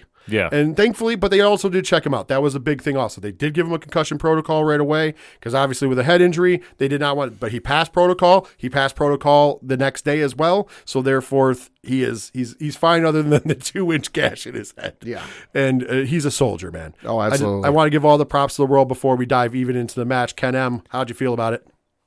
I applaud the WWE for taking care of their wrestlers and actually checking on them and making sure they were A-okay to keep performing. Hey. By the way, was it awkward that they stopped? Absolutely. Yeah, but it was the right call. But it was after I saw the pictures, it was the right call. Yeah. As a matter of fact, it would have been if they would have stopped the match, I would have fully understood. I would have been fine. Well, and we could tell when we were watching it was bad because, Ken, I know you pointed out that before they stopped the match, the blood was coming out so much that it was actually starting to wipe away some of the demon paint on his head. Yeah. It was also puddling in the ring. Yeah, that was the whole thing. There was puddles. Because when you see he's on the apron and Edge throws the ladder, Finn tucks his head down because he knows like he's getting ready to brace for it. He couldn't get his hands up in time, so he knew he was going to be bad.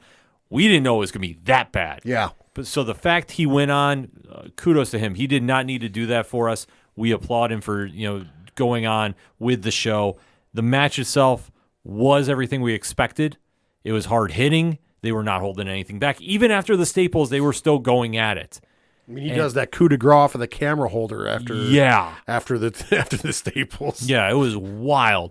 So this definitely played up to the feud. I mean, and I don't need to see it get ran back, to be honest with you. They've done enough in this match. Like, you're not going to top it. Dude, blow-off match. Yeah. That's what this should be, completely. Yeah. No, this match was incredible.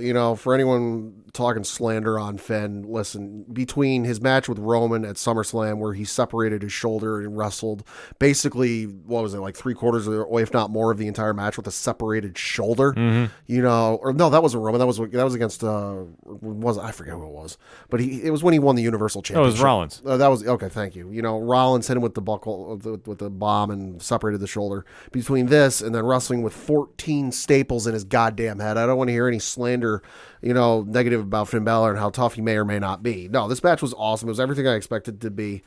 I'm good with this being the end. I don't think, the feud between Edge and Judgment Day has been going on for so long, and it's so meandering, and I don't even know where we are with it anymore. But we're at the end, I think. Well, yeah, I'm fine with this being the end. It was a great match, and one of the more memorable Hell in a Cells I've seen. I'm going to say this, big kudos to them staying inside the cell. Mm-hmm. Like, it's all cliche now that everybody gets outside the cell and wrestles on top of it. The fact that they booked this whole match and stayed inside the cell to keep everybody out, great. Also, this one-on-one. I loved it. It was weird having color-coded weapons for no reason. No, but I still think it was for the people that were watching in the stadium that they could tell what was going on. Could be. So I do applaud them for that. But it seemed color-coded to what they were wearing. Right. Red and purple. But you know what? I think they did that originally. Like, maybe everybody's going to have a different one and go for it. But I think during the heat of the battle, it's like, just grab whatever you got. Right. I'm not saying I hated it. I'm just saying it was weird to see. Although it was nice to see a regular colored cage back instead of the red one. Yes. So I was happy there. Overall, though, I thought the match was good. It did what it needed to do. It was definitely a blow-off match. Very good. Very entertaining. Like I said, it was an awkward hiccup, but in hindsight, the best hiccup ever. The only other thing I could think of with the color-coded weapons under the ring is maybe that was like a visual cue for the other wrestlers, because between the triple threat for the IC title and then the women's fatal 4-way tag match, maybe that was just a way for the wrestlers, like, hey, in case you guys go to use any kendo sticks, chairs, or tables underneath the ring, the colored ones are off limits because we're reserving those for the Hell in a Cell. That's just my thought. Honestly, you could be right, because the tables also were colored. Yeah. They had purple. That's the only thing I can think. Maybe that's that. You know what? Both of your guys, good points. Like I said, I'm not deducting points away from it. I just thought it was odd. But like I said, good match. Great co-main event, if you will. And now it's time for the main event, because undisputed WWE Universal Championship was on the line. Your champion, the head of the table, the tribal chief, the big dog, Roman Reigns, on his 945th day as Universal Champion, was going up against the winner of the 2023 Royal Rumble, the American Nightmare, Cody Rhodes. And let's just say, we knew the pageantry was coming. Mm-hmm. Oh, yeah. I love the entrances.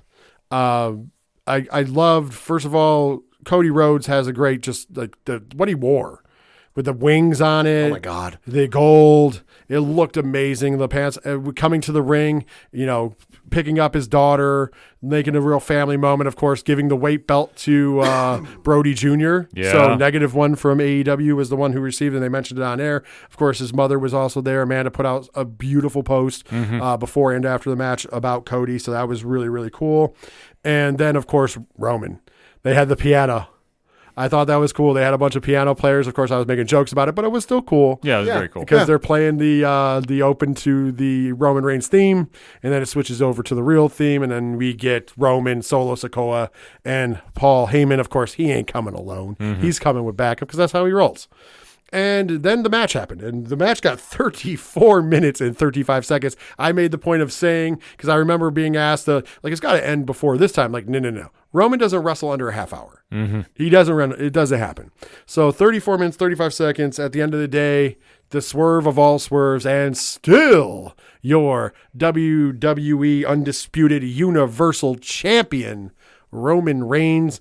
As we record, he's on his 947th day as the Universal Champion. Only 5 reigns in front of him. He's number 6. If he passes 1,000, there'll only be 3 men in front of him all time. But he has the longest reign in the modern era by almost double. Yeah. Because I think the longest reign was Brock Lesnar at 500 and some days, if I'm not mistaken. So he's going to double Brock pretty soon after this. So pretty impressive stats for Roman Reigns. The match itself, thought it was a classic. It was a clinic. And they told a beautiful story in this match. And I'm going to give 2 versions. I'm going to take this and then I want to spread it, but I'm going to give 2 versions. And I'm going to say how I felt as a fan. And I'm going to say, then we'll go talk about more stuff later. But this match was beautiful. It was back and forth. It was the match we thought it was going to be. Cody had to, get over adversity. Solo Sikoa early on involved in the match, gets ejected from ringside, which I did not see coming. Mm-hmm. And later in the match, there was a ref bump and the Usos tried to get involved, but Kevin Owens and Sami Zayn saved the day. So they never even get, they get a super kick on them, but then they get ran off. But before they get ran off, Kevin Owens gives a stone cold stunner and then a haluva kick from Sami Zayn to Roman Reigns to even the odds. So yeah, there was a super kick and one and done for our good friend Cody Rhodes, but there was also some finishers on the other side. Beautiful moment. Mm-hmm. We're now starting off at 0-0. Now all that's at ringside is Paul Heyman. Yeah. And we get a beautiful story because we get a Japanese strong style moment in this match, mm-hmm. followed by, the dusty flip-flopping glide, baby. Some bionic elbow action from Cody leading into what we thought was going to happen. Mm-hmm. It was a rolling, basically a rolling crossroads. He was on number 3, and then Paul Heyman's on the apron. Solo Sikoa comes back. Samoan Spike. Spear, 1, 2, 3. It's over. The dream's over. The crowd goes mild. Yeah. This was one of those Undertaker moments, and I'm going to say it. I was fucking mad. I thought this was the best time. The crowd was hot and was on the edge of their seat for everything. There was every false finish, every 2 count, this crowd was so ready. And as he started going into those, and that is exactly what I said when we did the preview show, when he started going into the rolling crossroads, that crowd after the first one was cheering. After the second one, they were to their feet because they knew. And then the third one comes and they go, oh my God, we're seeing Roman lose. It's over. He can't kick out. And it didn't look like he was going to stop either. So he was probably going to hit 5 or 6. Mm-hmm. And then the spike happened. And we were like, fuck. But to be fair, I was angry. And I'm sure I'm going to turn it over to you guys. And you guys can tell your perspectives. I know you guys were angry too. But to be fair, after thinking about it, I will say it still did show what it did for a story. Because now we know that Roman can be beat. Prior to this, no matter, yes, there's been interference before, but in those matches, there was never a time where we felt like the guy had him, had him, dead to rights. This was the first time we ever saw somebody in this 945 day at the time run. This is the first time we knew somebody had him dead to rights. The match was over. He was going to lose if it wasn't for Solo. And even then, there was still a question, but once again, at the time, I thought it was a mistake. I know John Alba called it a fumble, and I don't blame him for it. I'm not shitting on him. I don't necessarily think it was a fumble, but now hindsight, we've got a couple days to let it breathe. I have my reasonings. But before we ever get to those things, I want to pass it around. Padawan J, what were your thoughts on the main event of WrestleMania? So the match itself was absolutely incredible. In the admittedly brief time I've been watching professional wrestling and WWE and independence and everything else, I have never seen 2 wrestlers, and you factor in Solo and Paul Heyman and everything else, but between Cody and Roman themselves, hold an entire crowd, no matter what the size is, whether it's 1 person or 81,000 people, in the palm of their hand the way those 2 did, where every moment in this match, big, small, or otherwise, felt like the moment in the match people would be talking about for decades down the road. So kudos to the both of them. I was absolutely convinced for this match Cody was going to win. I said so on the show last week. And much like you, for the entire run that Roman has been on as champion, I never thought Roman would lose. You go into a match, no matter who he was facing, Drew McIntyre, Kevin Owens, whoever, Sami Zayn, whoever it was. I always knew, Roman's still going to win. This was the one where I thought Roman was finally going to lose. And I got to give WWE credit. They got an emotion out of me I have not felt since like the Patriots lost the Super Bowl, the Yankees lost in the World Series, or any of my other favorite teams have lost the big game. Where, any of the times the Patriots have lost the Super Bowl, I have turned off sports pages I follow on social media that all they're talking about is how my team got beat, and they're showing all the photos and they're showing all the video of the other team celebrating in the locker room and the champagne going off. And I don't want to see this. I'm muting you for 30 days. I did that on Monday, after this, because I just didn't want to see it because I was that upset and frustrated and pissed off about it because I'm like, why the fuck did this happen? But you know what? It was incredible. You suckered 81,000, well, a little under 81,000, 395, but whatever the number ends up being, and then plus everyone watching at home. You swerved a lot of people, myself included, when I had it absolutely convinced. And kudos to you. You got a lot of emotions out of me, which I did not think you could do in this day and age. Oh, I agree. Before I pass it to Ken, I do want to point some things out because I want to open with this part for Ken. So going into this, we always had that rumor going on that Cody wasn't getting reaction and Cody wasn't going to get cheered at Mania. And even now, even after it, I've seen a couple people with some videos allegedly that show the real crowd reaction, which is bullshit because here's the problem. I don't need to just hear with my ears. I can see with my eyes. You know what I mean? And I saw the people standing up and cheering. And I also saw the people standing there silent in shock after the match. There was definitely the Undertaker losing to Brock Lesnar at WrestleMania 30 vibe going on. So I don't need doctored or non-doctored or whatever audio to tell me what the fuck happened. But if you're on that tip, that's fine. I don't believe in convincing anybody of anything they believe. It's just, know your role and whatever. The one that you need to know is that between the Raw after and WrestleMania Night 2 was the first time we ever saw Roman Reigns get booed during his Acknowledge Me. Mm-hmm. The first time he's ever been booed during his Acknowledge Me. Think about it. Usually there's a few out there, but most of the fact you hear the pop and everybody puts the ones up. We could count how many people behind him. I don't know how many people in the whole stadium, but just looking behind him, it was a smattering of ones. Literally. Yeah. When it used to be everybody. Everybody was on board. So don't tell me the crowd wasn't behind Cody. And that it was pretty fucking phenomenal. So listen, once again, I don't understand why people want to make downplay things or think that things are whatever. Maybe it's because you're upset because you guys weren't saying that night when everybody was saying, oh, they could have made the next John Cena. But no. The following days, as much as it was, you tried to get that smoke and you put a thing about him not getting a reaction and nobody wanted the smoke, I guess, that on night 2 night. So go ahead.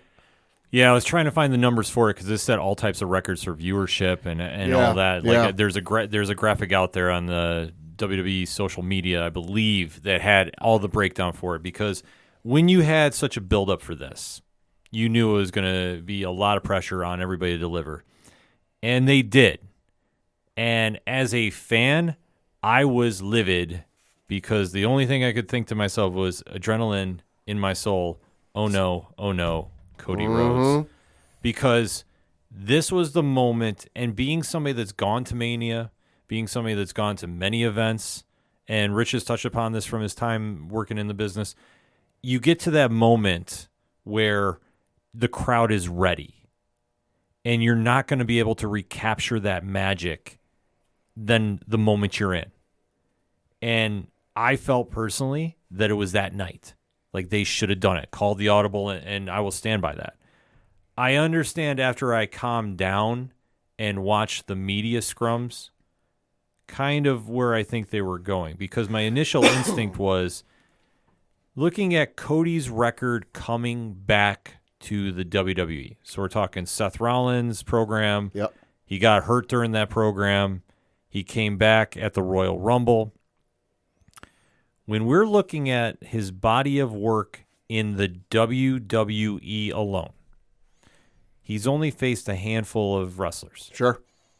So there was also part of me that was thinking, they weren't going to let the guy that just came back from AEW get the win at WrestleMania because it's cool what you did outside of here, but you're now back home. You need to reestablish yourself to the WWE universe. And he was on the way to do it, mind you. Mm-hmm.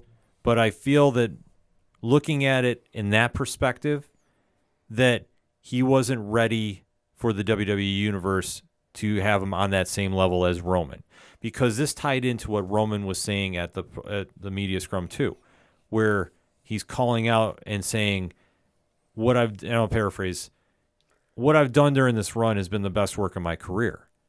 And it's not, all the accolades in the championship run.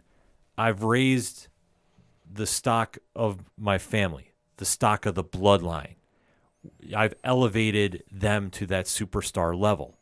I'm begging somebody to step up to my level. And when he said that, I go, you know what? There is some truth here that Cody, even though we watch all types of wrestling, isn't perceived that way by some in the WWE universe because he's been gone so long. Right. So that could have that negative connotation to it. So I understand why, and then what leads into Raw After Mania, it makes more sense because there's only two directions we can go from now with Roman. One, and it's due to that statement he said about elevating my family to that level, we're going back to where the story all began with Jey Uso.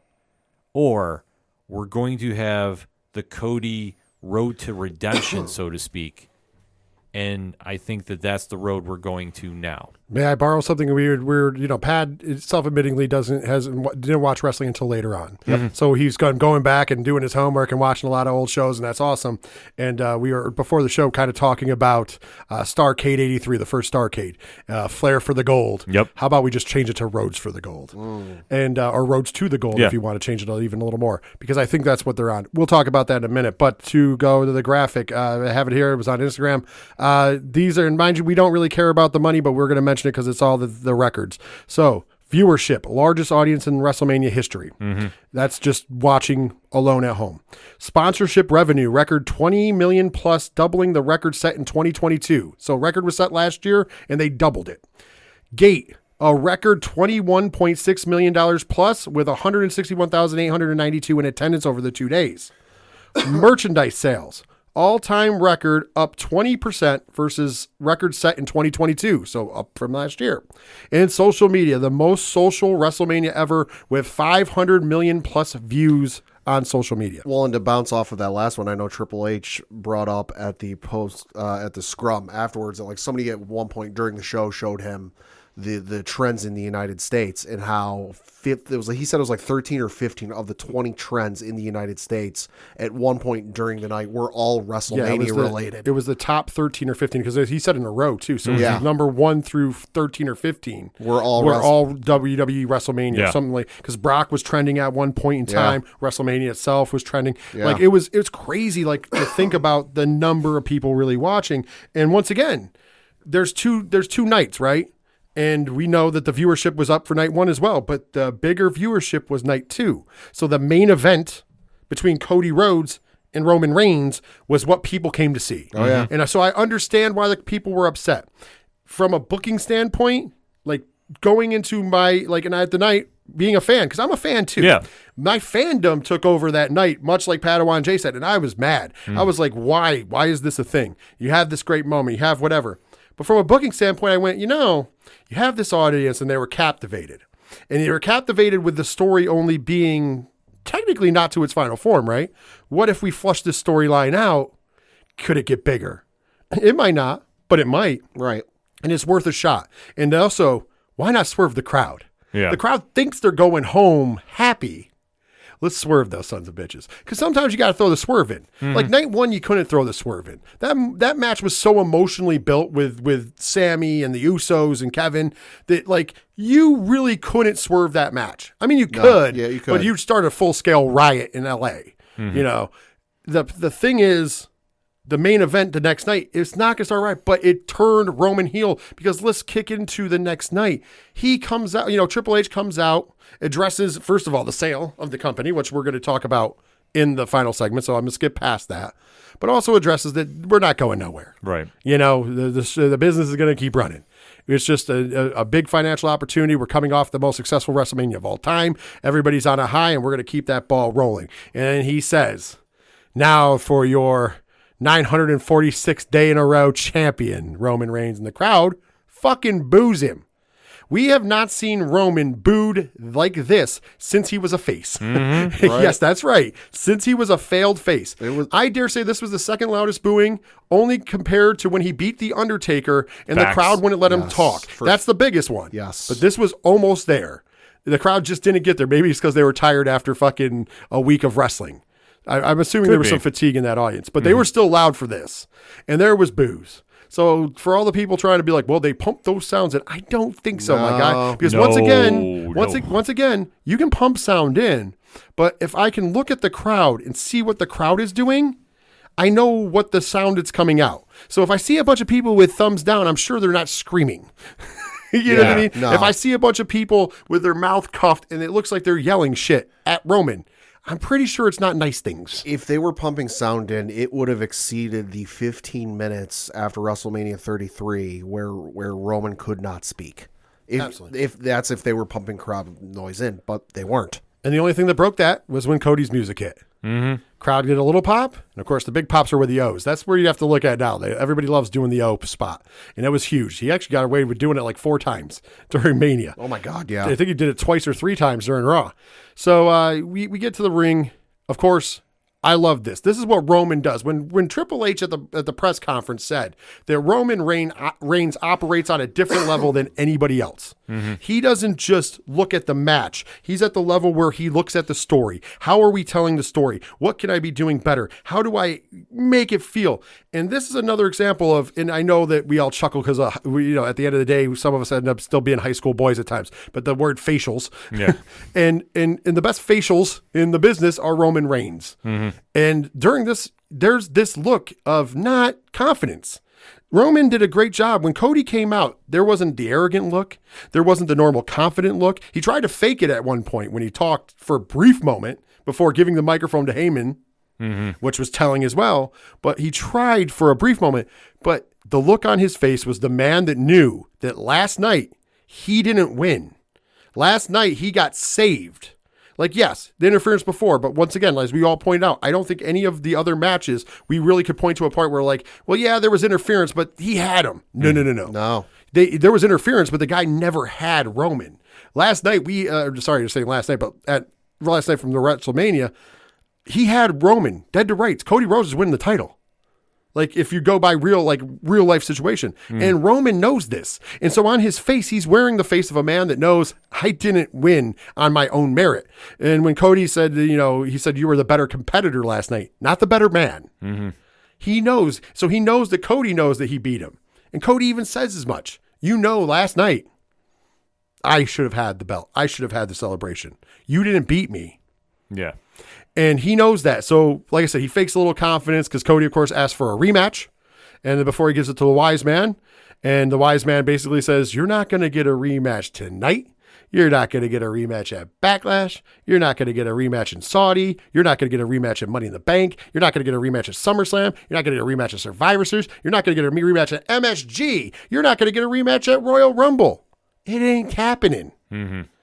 And then Cody was like, to his rebuttal, and by the way, the fire, I love how he had the fire and just looked at Paul and just, his exact quote is, I'm not here to play games, Mr. Heyman. I'm done playing games.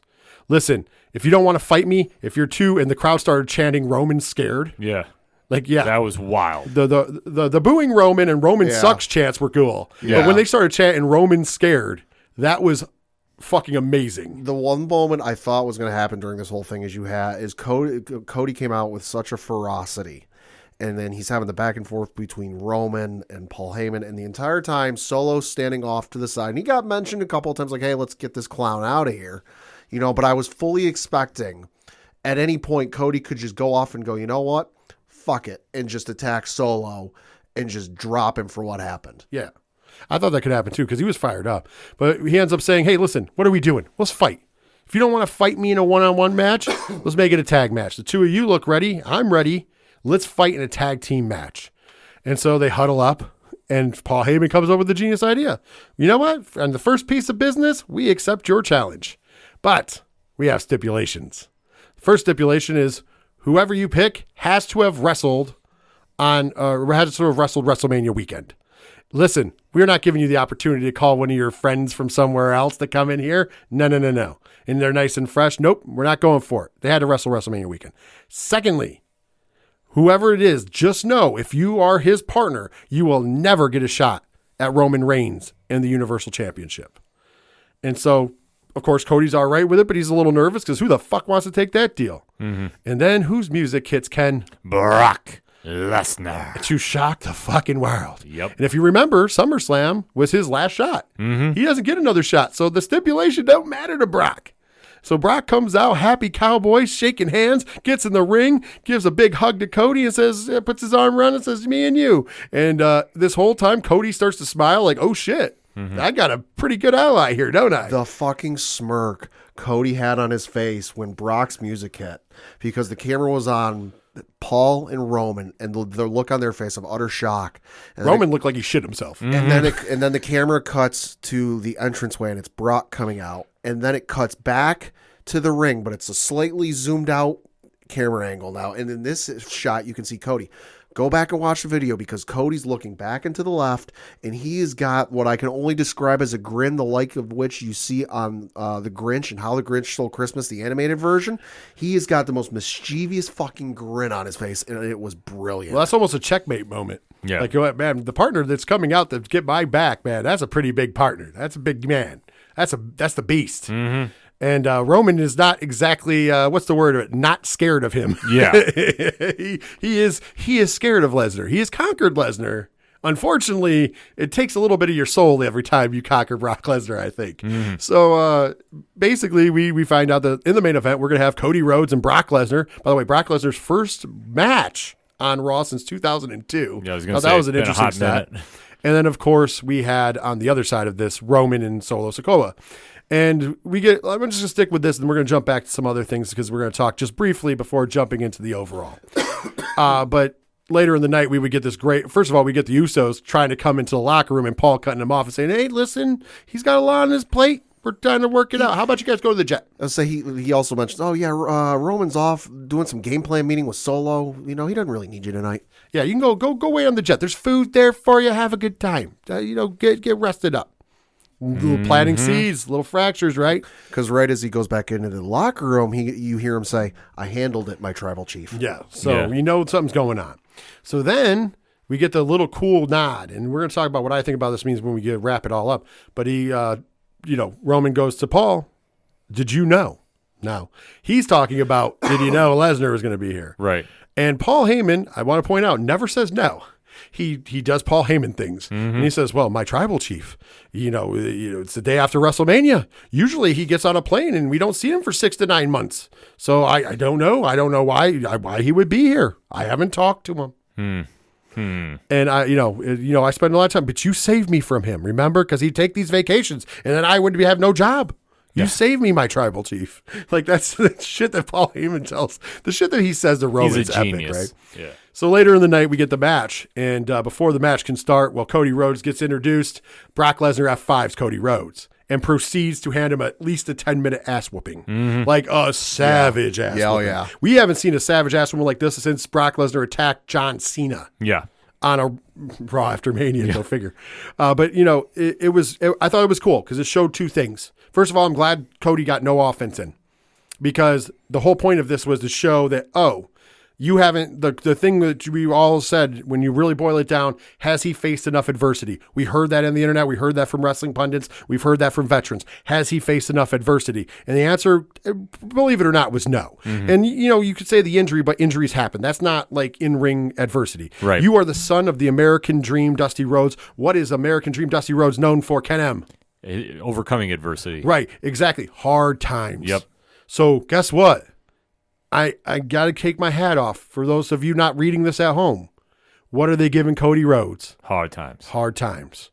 And I think that we haven't seen Cody have hard times. No. And dude, if you don't think Cody's over, let me take you back to when John Cena got destroyed all those years ago, the Raw after Mania, with the return of Brock Lesnar to 15,000 people cheering it on. Mm-hmm. Brock has been a face now for over a year. Give take. And people love him. Mm-hmm. And he's, we saw a different side, and it was wonderful. His natural course is a heel. Yep. This crowd went instantly into hating Brock Lesnar. Like, the heat was real. Like, that crowd was, like, a crowd that was exhausted and tired was angry that this was happening. And Brock, attacks him multiple times. And I mean, we go off air with Brock ripping his gloves off on the ramp and giving the finger right towards the ring and the cameras. Yeah. Amazing. Yeah. And we left on a cliffhanger. I think, first of all, storytelling-wise, to leave it on a cliffhanger is beautiful. We don't know why Brock Lesnar destroyed Cody Rhodes. There was no reason. And by the way, the commentators got it over. Why is he doing this? I was showing this to Liz because, she went to bed early and didn't see the main event. And, my girlfriend, Liz Bailey. And she's like, why is he doing this? And I looked at her and I go, I don't know. I said, this is Brock. I go, clearly they're turning him heel again, which fine. No issue with that. But it's not like Cody cost him a title or anything or screwed him out of a match. I go, if that was the case, I totally understand this. But if it was Seth Rollins attacking, we know why. Yeah. Especially since there's some personal animosity there, as we found out. But, we don't know. I said, we got to find out. Yeah, well, my thing is this. Mind you, I'm just, all we can do is speculate. I really do honestly believe, obviously, we're giving, Cody Rhodes has ascended to a time. Triple H said it. Triple H said it during his press conference. Listen, you guys don't understand. We're happy. Cody's there. Mm-hmm. What you guys don't think? Did you not hear the crowd? Did you not see what's going on? Cody's there. He is the top babyface. However, maybe he's just not ready yet. Maybe in the story he's not ready. Maybe there's got to be something. And then instantly, and I got to give credit where credit's due to Bully Ray. He said it on Busted Open. Hard times. They're giving him hard times. Like I called it the road. We said the roads to the gold.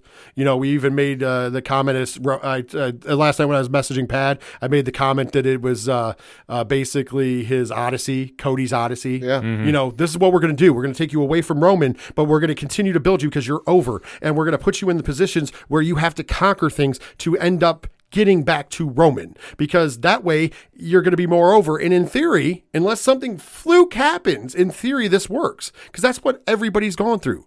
The greats have gone. Hulk Hogan went through hard times. Even there's a mega face that Hulk Hogan is. Think back to the Johnny Gargano and Tommaso Ciampa feud back at NXT. How long did we want to see Gargano finally summit that mountain and win the NXT championship? And how much hell did he get put through before he finally did it? Right. Yeah. So this is a beautiful story. Once again, they've built up the currency with me that I will allow this story to play itself out. The Bloodline, and I call it the Bloodline storyline because it has so many bars off it.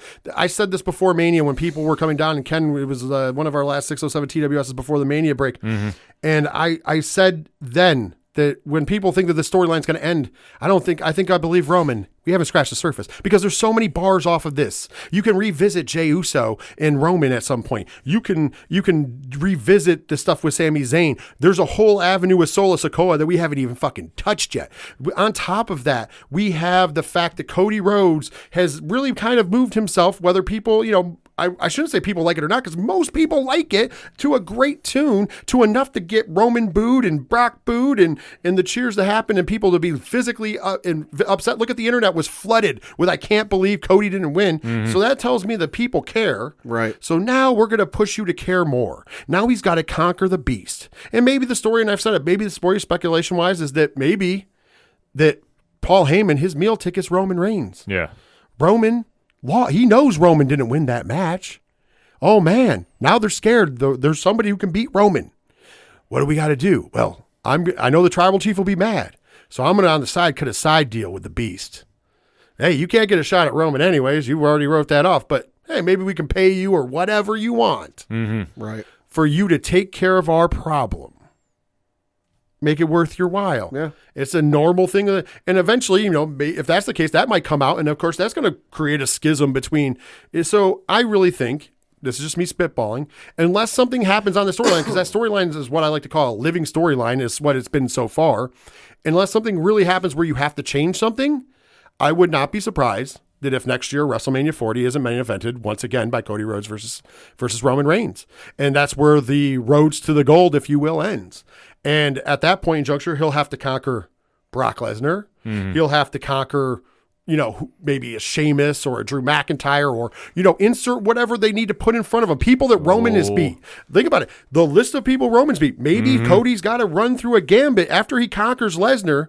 And I don't think he conquers Lesnar on the first try. He might, but I don't think he does. So you have a couple tries for Brock. That takes us through SummerSlam, I think. I think he'll get the win at SummerSlam over Lesnar. So that gives us months of that. But then after that, you know what? He's not going to fight you. He's going to duck you. He's going to do everything in his power to duck you. So what do you got to do? Keep beating people. I beat this person, but you can't beat that person? Or Roman just tells him, hey, Drew Mack, you want a shot at this belt again? All you got to do is beat Cody Rhodes. Right. Well, especially, too, now that the announcers on Monday night have started mentioning the Roman's approaching 1,000 days, that's going to be the chase for whoever faces Roman is, hey, you want to be the guy to stop him before he gets to 1,000 days? And that's going to be what fans are going to want to see is, who can stop him? And I was wondering what we do with Roman. It's simple. We have Seth Rollins always waiting in the wings. I'll say there's no shortage of guys who want to be the one to stop him. You could revisit Sami Zayn. You could revisit Kevin Owens. You can revisit a Drew McIntyre, a Sheamus, a Gunther. That's where I was going with. So there's a lot of things that you can do to keep Roman busy, because he obviously still got to defend the belt, but to keep Roman busy while still having Cody on his trials, his hard times. And then, I don't know, I kind of feel like they're going to have him win the Rumble again, because that's the guaranteed way. But if they do that, I promise you he'll be number one. Yeah, no, he'll definitely be one. Well, either the Rumble or what they could do is they could do the Elimination Chamber and just have the chamber stacked with Bloodline guys. Yeah, but that's a little harder to do with both belts together. Well, with both belts together, that's harder to do, unfortunately. Yeah. Unfortunately, unless you did this really, and once again, here's when people are not thinking about stories. Unless you do the story, if you want to split the belts up at that time, you could have the winner of the Rumble fight for one belt and the winner of Hell in a Cell fight for the other. So you could technically crown Sammy and Cody, or it's Jay and Cody, or whoever in Cody. I don't think that's what they're going to do, but I think we're going to end up like he runs the gambit. Yeah, I think they're trying to screw him over. Yeah, I think that's what'll happen. What'll happen is he'll get eliminated when he shouldn't have been eliminated, and then they'll have to do, well, since it's only fair, we'll bring the last 6 guys back in Elimination Chamber. It's just to make it a little harder and make you think he's not going to get there. Once again, if you do it right, the crowd will still be behind him. As a matter of fact, they'll be behind him more, and you're going to go into a vicious city like Philadelphia where they're going to definitely cheer for Cody Rhodes. And trust me, Cody's well beloved in the Northeastern Indies, because a lot of those names on that belt were Northeast Indies. So the Northeast Indie fans that go to shows, they're going to come out full force for Cody Rhodes, and it's going to be a moment, and you'll still capture the moment you want. So, but so it's still possibly there. Once again, it could, because it's such a good storyline. Literally, it could change to something different because of reasons. Yeah, but I think that's what they're going for. That's my opinion. I don't know. What do you guys want to speak on that before we move on? No, I think you hit it right on the head. They're going to just do the long-term hard times of Cody Rhodes, and we're all going to be here for it, because realistically, looking at the roster right now, that's the storyline that makes the most sense. Sami Zayn's story is done with Roman for now, and he can carve a new path with Kevin Owens and whatever is going to happen with them. So the Sami Mania is done for now. And you know what? I'm perfectly all right with that. For Roman, yeah, I think he's going to be ducking Cody for a good portion of the year. It would be cool if he went down to NXT just for a little bit to escape him, just to do that and do a bump up for the brand there. Yeah. Just do something, not saying like obviously permanently, but like go down there for like a month program or something just to do it. Be like, nah, I feel like conquering NXT.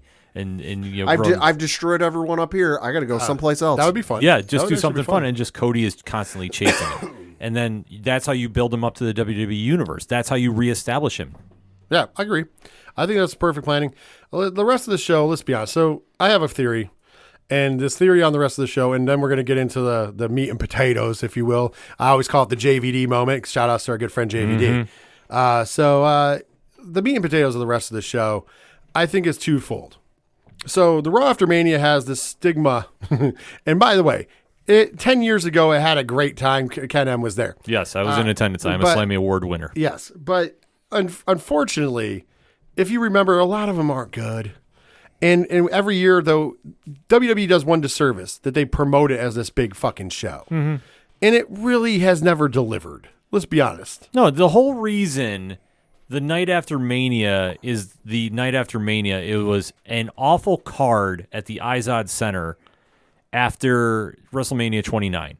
And the only thing that you will remember about that card is Dolph Ziggler cashed in Money in the Bank and won the world title. Yeah. That's it. Everything else was not a good show, and that's why the fans were so unruly. We hijacked the show.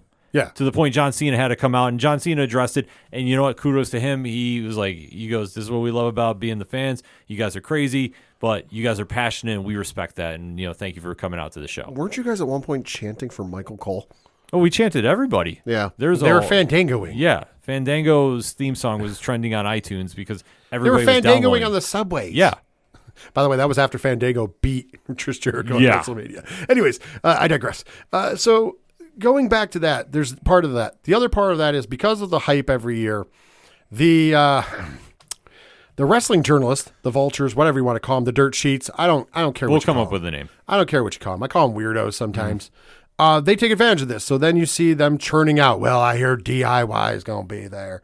I heard that. I don't know why they get the John Wayne Murdoch voice, but still, I heard that they're going to have who else is going to be? Jay White's going to be there. Jay White. I heard that Cardona's going to be there. I heard in the back that Randy Orton's coming back. Mm-hmm. Mind you, no, they don't know shit. Let's be honest. And if they're listening to this, which I know some of them do, hi, hello. I know you don't know shit. Let's fucking be honest here for a minute. Why don't we just be honest with each other? So anyways, they get everybody riled up on the internet. So everybody's expecting the world to come. And then when it doesn't happen, this happens every fucking year. Mm-hmm. Every year.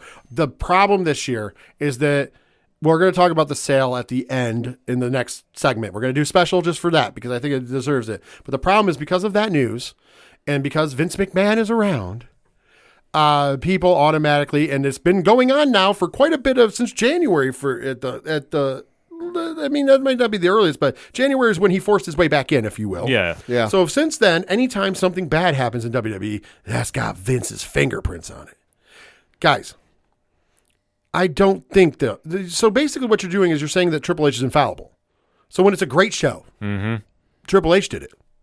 But if there's not a great show, Vince is responsible. They were rewriting the show. They were doing this. And here comes the part where, stay with me. And if you don't believe me, I don't give a shit. It's not really my job to convince anybody. But let's just listen to logic for a minute about the Vince McMahon thing. Was he backstage? Yes.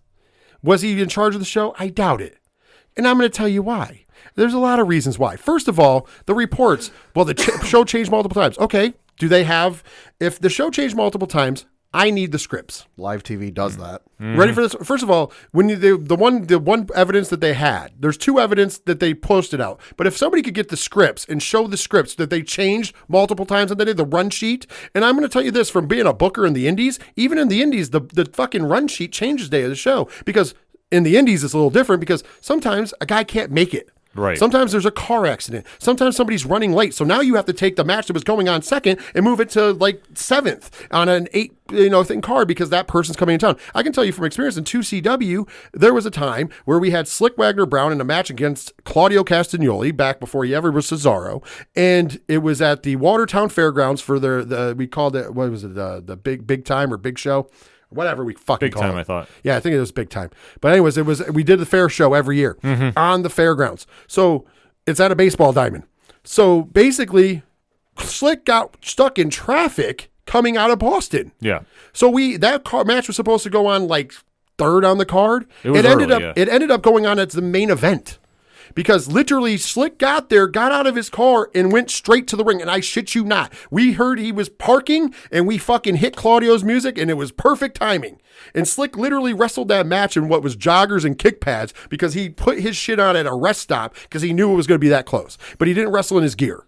Mm-hmm. Christian tells the story, and I know you can find it on YouTube because it was turned into one of the WWE animated things where, back in the day before emails and all this stuff were really prevalent, he got his weekend schedule for where he was supposed to be for WWE house shows. And he'd gotten the wrong city. I forget the full story. You can watch the full thing. But he was in the wrong city because he booked the wrong flight. He went to the wrong city. There was no flight for where he was. I think it was Springfield. Yeah, it was. Yeah. There was no planes for where he needed to go. So he was going to have to drive like 200 miles or something like that. And he was supposed to be facing Randy Orton in the main event.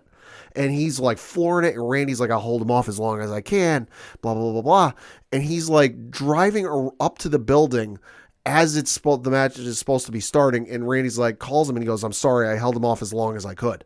Like, this shit happens. Like, right. I'm sure there's a story of a guy getting food poisoning or something 5 minutes before the show's supposed to go on. Now, mind you, I could be wrong too. But once again, they don't have any evidence to say I'm wrong. Their evidence was somebody who was sitting behind the production table and it kept taking pictures. This is like the fourth time they've come out and changed things. Well, here's the problem on live television. And when you're running even shows, things change because of time. You have to only so X amount of time to do. So let's say Roman and Cody ran over in that opening segment, that pushes everything back. Then everything else, and you're trying to get, so you might have to cut matches, you might have to change things, and guess what? The production people who hit the music and the pyro, they kind of need to know who's coming out next. Yeah. Right. And it's easier to have the run sheet because that run sheet tells them how long it's going to get because they need to know when to prepare and who's going to win and everything else. So that it could be just as simple as that. The other piece of evidence that they've shown is the producers coming and talking to Seth Rollins during commercial break when he was in the ring. And allegedly, he was supposed to be doing a spot with Pretty Deadly is what they said. So answer me this, though. If that's the case, Seth Rollins is a singles wrestler, correct? Right. His gimmick is he's a loner, so he doesn't have any friends. I get that Pretty Deadly dresses crazy like he does, but how are you going to book a tag team to go out there against a singles guy? Now, mind you, he could just beat the shit out of them, but that's a really cool debut, welcome right? to the main roster. That's a really cool debut. So maybe that's why they canned it, because they thought, oh, wait a minute, we're burying somebody on their first fucking night? Or the only other option is they beat down Seth. And if they beat down Seth or they go to a draw with Seth, what are you going to do? He doesn't have a tag partner. What are you going to do, a 2-on-1 handicap match? Yeah. Once again, meaning you're not going to have Seth lose. So once again, their first match now is going to be losing to one man. Correct me if I'm wrong, and I can't remember which Raw it was exactly. It might have been the Raw 30th, but there was an episode of Raw this year or late last year where the opening segment, and it might have been, I want to say it was Roman, ran so goddamn long and so over time, it threw the rest of the show off and matches had to get cut. It's absolutely. It happens all the time. It happens on the WrestleMania card. Famously, they cut an 8-man tag off of WrestleMania 10. Because one of the matches everyone was up in arms about that got cut because it was under the Triple H regime it was supposed to be, I think it was like a cage match between Bayley and Becky Lynch. Yes. Because the opening segment ran over. Yeah, it was. I don't think it was a cage. I think they replaced it with a cage match, or was it? No, it was a cage match. It was a cage match. It was supposed to be a cage match. They replaced it. Yeah, but they had to. See, that's what happens. But that wasn't Vince's fingerprints. It's just shit happens. And that's my point. We can't just keep getting out of things. And Mia Yim had to put out a thing today. Don't overread things. Sometimes you just don't overread things. Sometimes just let it breathe and let it find out. Could it be Vince? Maybe. But we have no evidence. What's their evidence? Sources? And the sources, I told you, bro. You know? Yeah. No. Yo, that's not a source. Name your source. Okay, so here's the other parts of it. So talent's unhappy. This is why I stayed off the internet, by the way, but I got the little rundown. So talent's unhappy. According to Sean Ross Sapp, he was told by a top tier guy and a lower tier guy. Well, here's the answer. If they're unhappy and Vince is back, why not tweet about it? Yeah. Mustafa Ali did it for a long time with no punishment. Oh, even better. It said during his thing that he was told that they were seeking options in their contract. Okay, how about this? Here's your option. Sasha Banks and Naomi walked the fuck out. And what happened? Did they get sued? Nope. They just had to sit at home till their contract was up. Or you could be released if you're not that major of a player. So don't tell me if that's really happening that there's not ways to do it outside of some fucking dirt sheet writer. Yeah. No, you're making shit up, or you're just running with what you want to, or they're working you. Take your fucking pick. And these dirt sheet writers are also the same ones saying, well, a lot of people tuned in to WrestleMania for the first time and got tuned off because of what happened. Yeah. Once again, so night 1 was Triple H. Night 2 was fucking Vince. No. Stop. Yeah, I mean, that's the whole point about it. We're not switching quarterbacks halfway through the game. Get the fuck out of here. Exactly. Trying to sell that fake narrative is just such a bad look. So you're going, Rich, so I don't have evidence like they don't, but I have certain things like what I just mentioned. If wrestlers are unhappy, there's ways around it. I mean, shit, AEW's having problems with Twitter right now. No. And guess what? Once again, we have proof that you can do it in WWE and not get like fined or anything because Mustafa Ali was doing it for months. Okay? Thank you. Then you had Naomi and fucking Sasha Banks walk out to no financial disparage of them. They got paid. They got paid their downside minimum because that's their guarantee is the downside. Right. So they didn't get their full potential contract, but that's fine. They chose that. You see what I mean? And they didn't get sued and they didn't get whatever. So don't give me this. There's nothing. So if it was real, that shit would happen. Because no wrestler's going to say, I'm checking into options on my contract. No, just walk the fuck out then. If you're unhappy or if you deem that you're going to be unhappy. I doubt it. Mind you, most of the people that are there were there when Vince was there. Okay, it's not that long ago. We're only going back to what, July, I do believe it was, when all that happened was July, maybe June, July. This is going into the build for SummerSlam. Yeah. Right? So think about it. The only people that are back are the ones that Triple H brought back. Maybe they're the ones that should worry about their fucking contracts, I guess. Right? But outside of them, it just doesn't make any damn sense. And just trying to sell that fake narrative. I mean, that's something that it dominated headlines today. And really took away from a great WrestleMania weekend that everybody's running with all this fake nonsense. Gets better. So Vince McMahon, okay, I mentioned Sasha and Naomi. I did it kind of on purpose. Not only are they, what you should do, and not get in trouble. Also, why did Sasha and Naomi walk out of WWE? They're unhappy. Why were they unhappy? What was the reason? Do you not remember? The women's tag titles weren't getting featured. Right. Yep. Okay. So now, according to the dirt sheets, I'm not going to say which one because they're all rattling off together because that's what they do. Their source, one of them has a source. It's just trust me, bro. And then the other ones use them as a source. So it's either they're lying it's or the they're worst whatever. Game of telephone. It's fucking horrible, right? And that's facts. Look at it. I don't care if you guys. And by the way, if you're passionate enough that you're defending guys who take your money for their inside scoop, dude, that's a whole nother conversation. I'm not even getting into today because we're running long. The thing of the matter is, so one of the rumors was that Vince, because I'm using Vince, eliminated 2 triple threat matches to crown number 1 contenders for the women's titles, which why would you do them the night after Mania when you what you had planned was a spot between Bianca and Rhea, which we saw, right? Okay. They removed those, and in replace of them, they put the tag team number 1 contenders match. First of all, how does Vince feel about tag team wrestling as a whole? Not a fan. Okay. So there was Allegedly, 2, yes. by the way, there's 2 tag team matches. Well, look at the trailer. There's 2 tag team matches on Raw.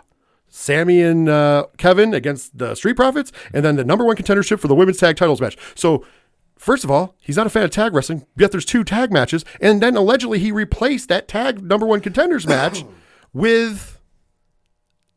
for something else. Yeah. Why? He didn't show the reason why your biggest women's star, one of your biggest women's stars, walked from your company was you didn't want to show those belts. And when he was still in power, remember, they didn't crown a new champion. They didn't do that until Triple H took over. Right. He was going to let those fucking belts die. Please believe it.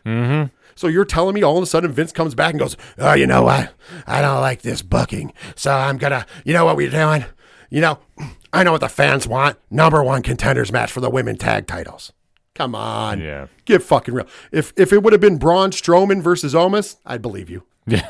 No, I'm being serious. I might believe you. Yeah. I might go, oh, fuck. Maybe he is back. I wouldn't completely believe it until I saw evidence. But they're offering it up with no evidence. So we don't see any scripts, even though allegedly they changed multiple times.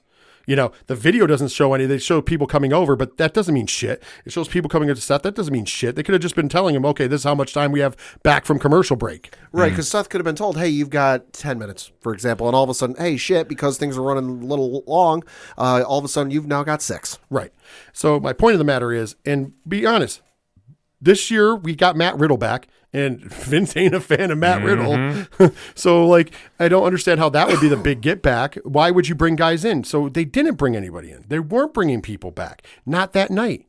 But you know what? They didn't bring anybody back last year. By the way, Matt Riddle is one more person they brought back last year at the Raw after Mania. Yeah. And I think he's one less than the year before. And then the year before that, there was only 1, 2. Well, so they don't always bring people fucking back, guys. Right. Well, they also, I know a lot of people are pointing out, well, they didn't have a lot of call-ups. They haven't done call-ups since what, 16, 17? It's been a while. It's been a while. It's been a while. That's my point. That is my absolute point. So what happened here? This is what, be at home, listen to me, even if you don't believe me. And I want you gentlemen who, we already are on the same page, to be clear, right? But listen to this. What is more likely?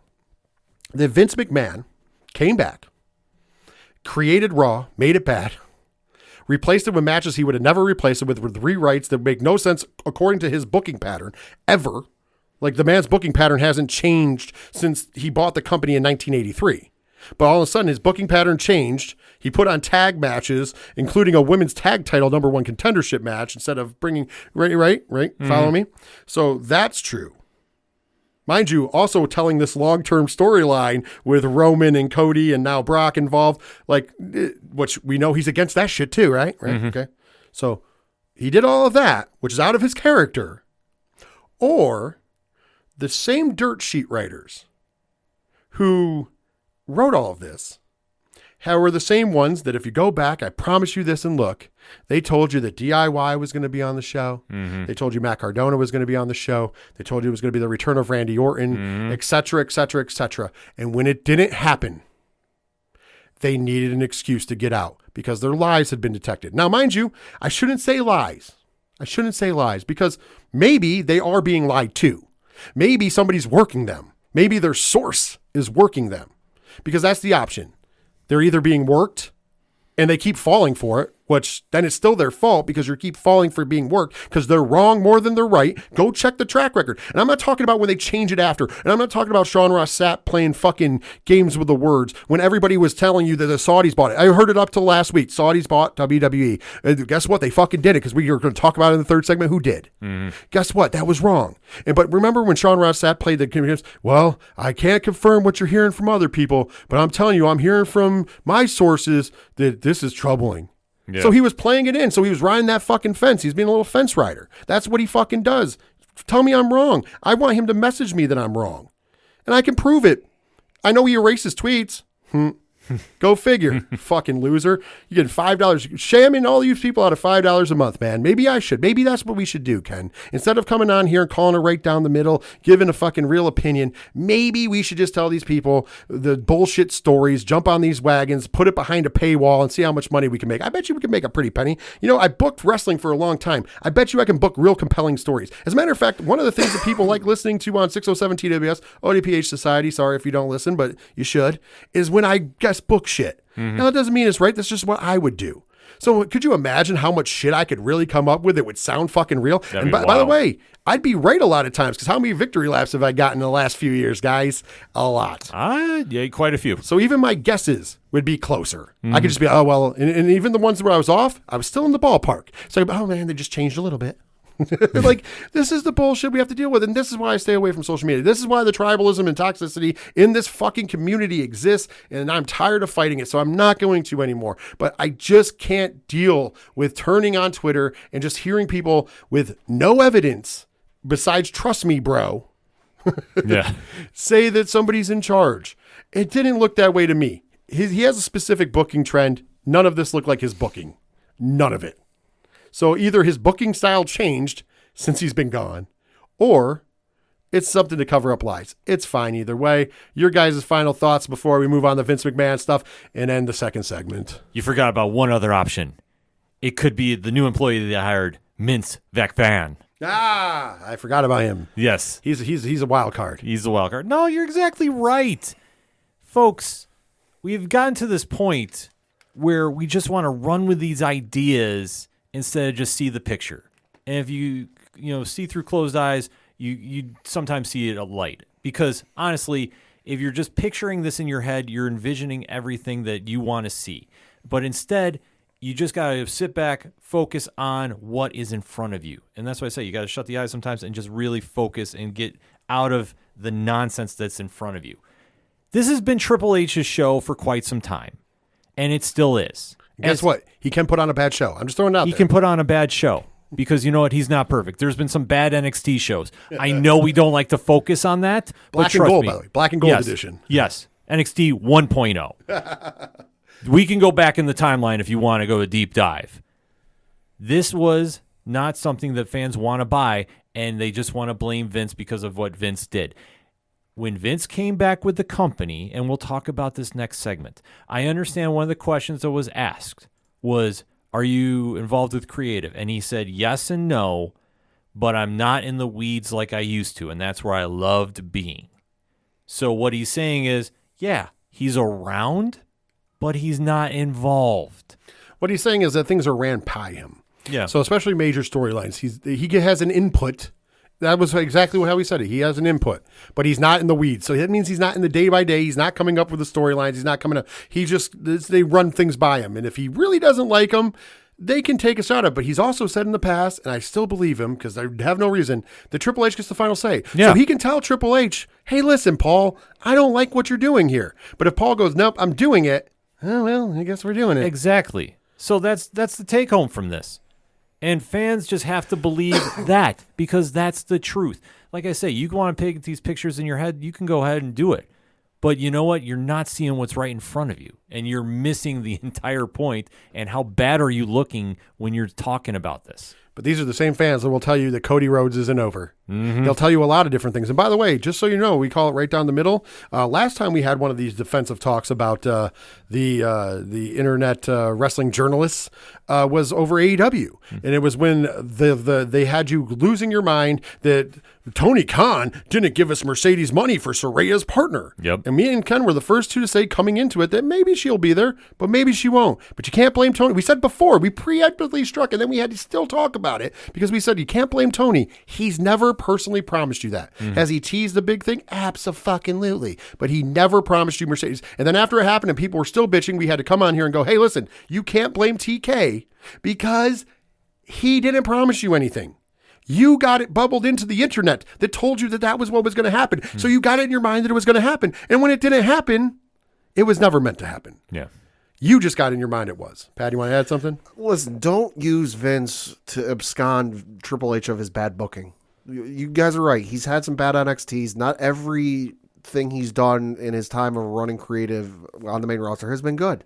You know, don't do the whole, when it's good, it's Triple H. When it's bad, it's Vince. And listen, because of all this, we're not even talking about the nuttiest spot of the night where Damian Priest attacked Bad Bunny and put him through a table. Oh, by the way, he's headlining Coachella in a week. Bad Bunny's a real one. Yes, he is. Like the fact, let's not, like, I know Corey Graves brought it up, but it was drowned out in the noise. Bad Bunny's headlining Coachella, one of the biggest music festivals on the planet. It's April 4th as we record this. Coachella starts on April 14th. And let me give you a spoiler. This is a spoiler that you heard it here first. On May the 6th in Puerto Rico, I'm pretty sure it's going to be Bad Bunny and Rey Mysterio against Dominic Mysterio and Co-main Damian Priest. So just so you guys know, but that's not a scoop. That's what they set up. That's what we see with our own eyes and we hear it with our own ears.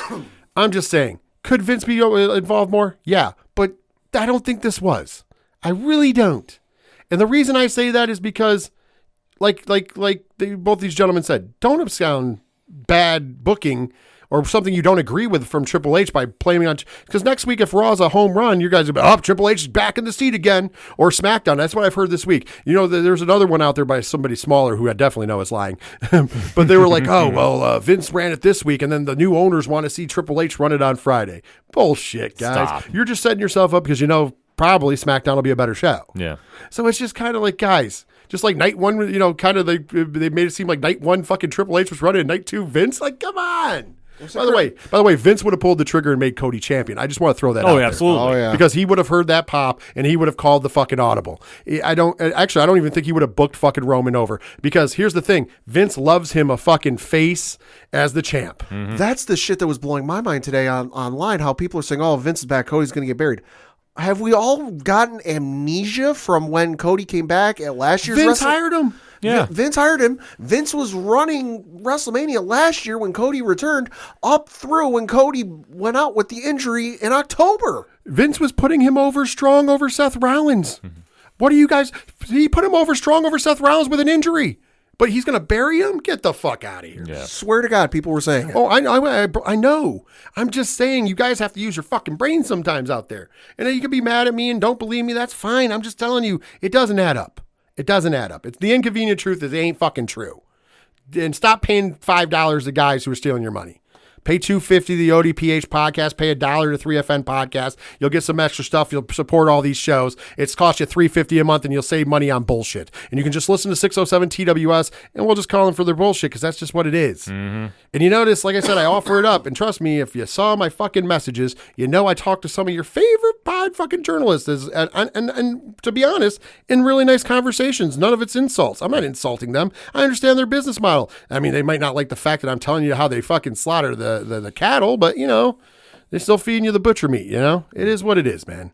Anybody who has anything to do with wrestling, like who worked in the business, myself included, Bully Ray on Busted Open Radio, we all don't believe this bullshit. There's a reason why. Because we understand it. And plus, if Bully Ray's telling you on Busted Open, who has connections fucking everywhere, you know it's not happening. Right. Just saying. Guys, just know your source.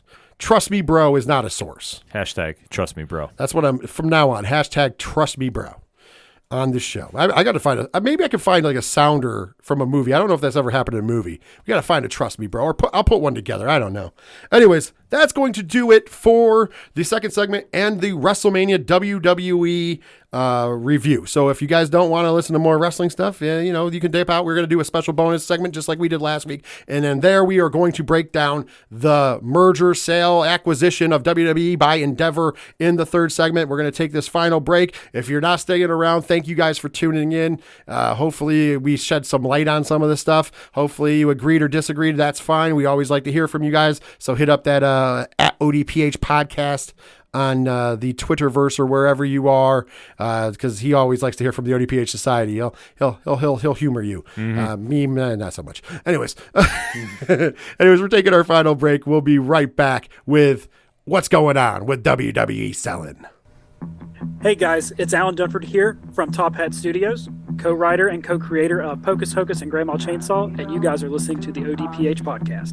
Gonna be down to the punch, 'cause they can't bring me down if I'm already under the ground. We are back for this special bonus segment here on this very extended, once again, 607 TWS takeover of the ODPH crossover collision WrestleMania 39 review event. I keep making that name longer. I promise that's not what's going to say in the liner notes, but hey, it's fun times. But now let's get into some business. This is going to be a little shorter than the other ones because we're just going to get down to the business of the big Endeavor WWE merger, sale, takeover, whatever you want to call it. There's a lot of names you can use. And I'm going to start off, let's start off by giving you some facts. And then we're going to kind of boil down some things that are out there in misnomers that can or cannot happen. You know, we're kind of going to break it down like that. So let's start off from facts. So I am reading, because the bullet points were better, from Mike Johnson on PWI Insider, but he has sources.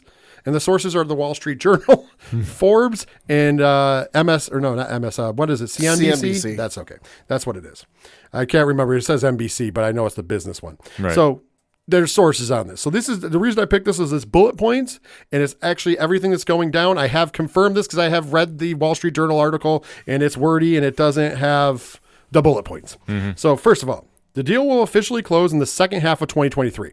So it's not going to close until after June. That's a big key because obviously first half goes through June, so it won't close until after June. Effectively, WWE and UFC will be run as separate entities owned by the same new parent company. Endeavor will own 51%. WWE stockholders will have their current stock transferred into 49% of ownership of the new company. So mind you, that's not Vince has 49%. That is all stockholders. So if you currently hold WWE stock holds, you will get that transferred over. Okay. The new board of directors will have 6 members named by Endeavor, 5 by WWE. WWE headquarters in Stamford, which I think is moving soon to closer to New York City, will remain, as will UFC's own front offices. So UFC will still have their offices in Vegas. Right. They're 2 separate companies, but they're under one roof. However, Endeavor will utilize their own staff for the back office, which is in quotations, because for savings, which likely means that there will be cuts and firing of employees determined to be redundant. So, and I love how he gives an example. So, if Endeavor's accountants can handle it, WWE won't need their own accounting office, for example. So I like that he put it in there. So there could be some people behind the scenes losing jobs. We never want to hear that, but it is redundant. If the accountants at one end can handle it, you don't need them for both. That's what happens with business mergers. Yeah, unfortunately, you know. Vince McMahon, here we go, will be executive chairman of the board for the new company. Given that McMahon just locked in a new 2-year contract with WWE that he signed himself, they would have to financially reward him if the decision was made to remove him before the end of that term. So there's a reason why he's going to be the board of directors to start off with, because the chairman, of the board of directors, is because he's locked in. Also, he has experience. Say what you will about the man as a cocksucker. but he has experience. So he's smart in some aspects. Right. And we're going to talk about that. Actually is a good news for WWE fans, and I'll tell you about it in a minute. Ari Emanuel, owner of Endeavor, will be Chief Executive Officer, so CEO. Nick Khan will continue on as President of World Wrestling Entertainment. And also, just to be noted, it says here, even though it doesn't have an effect on WWE, Dana White will still be president of UFC.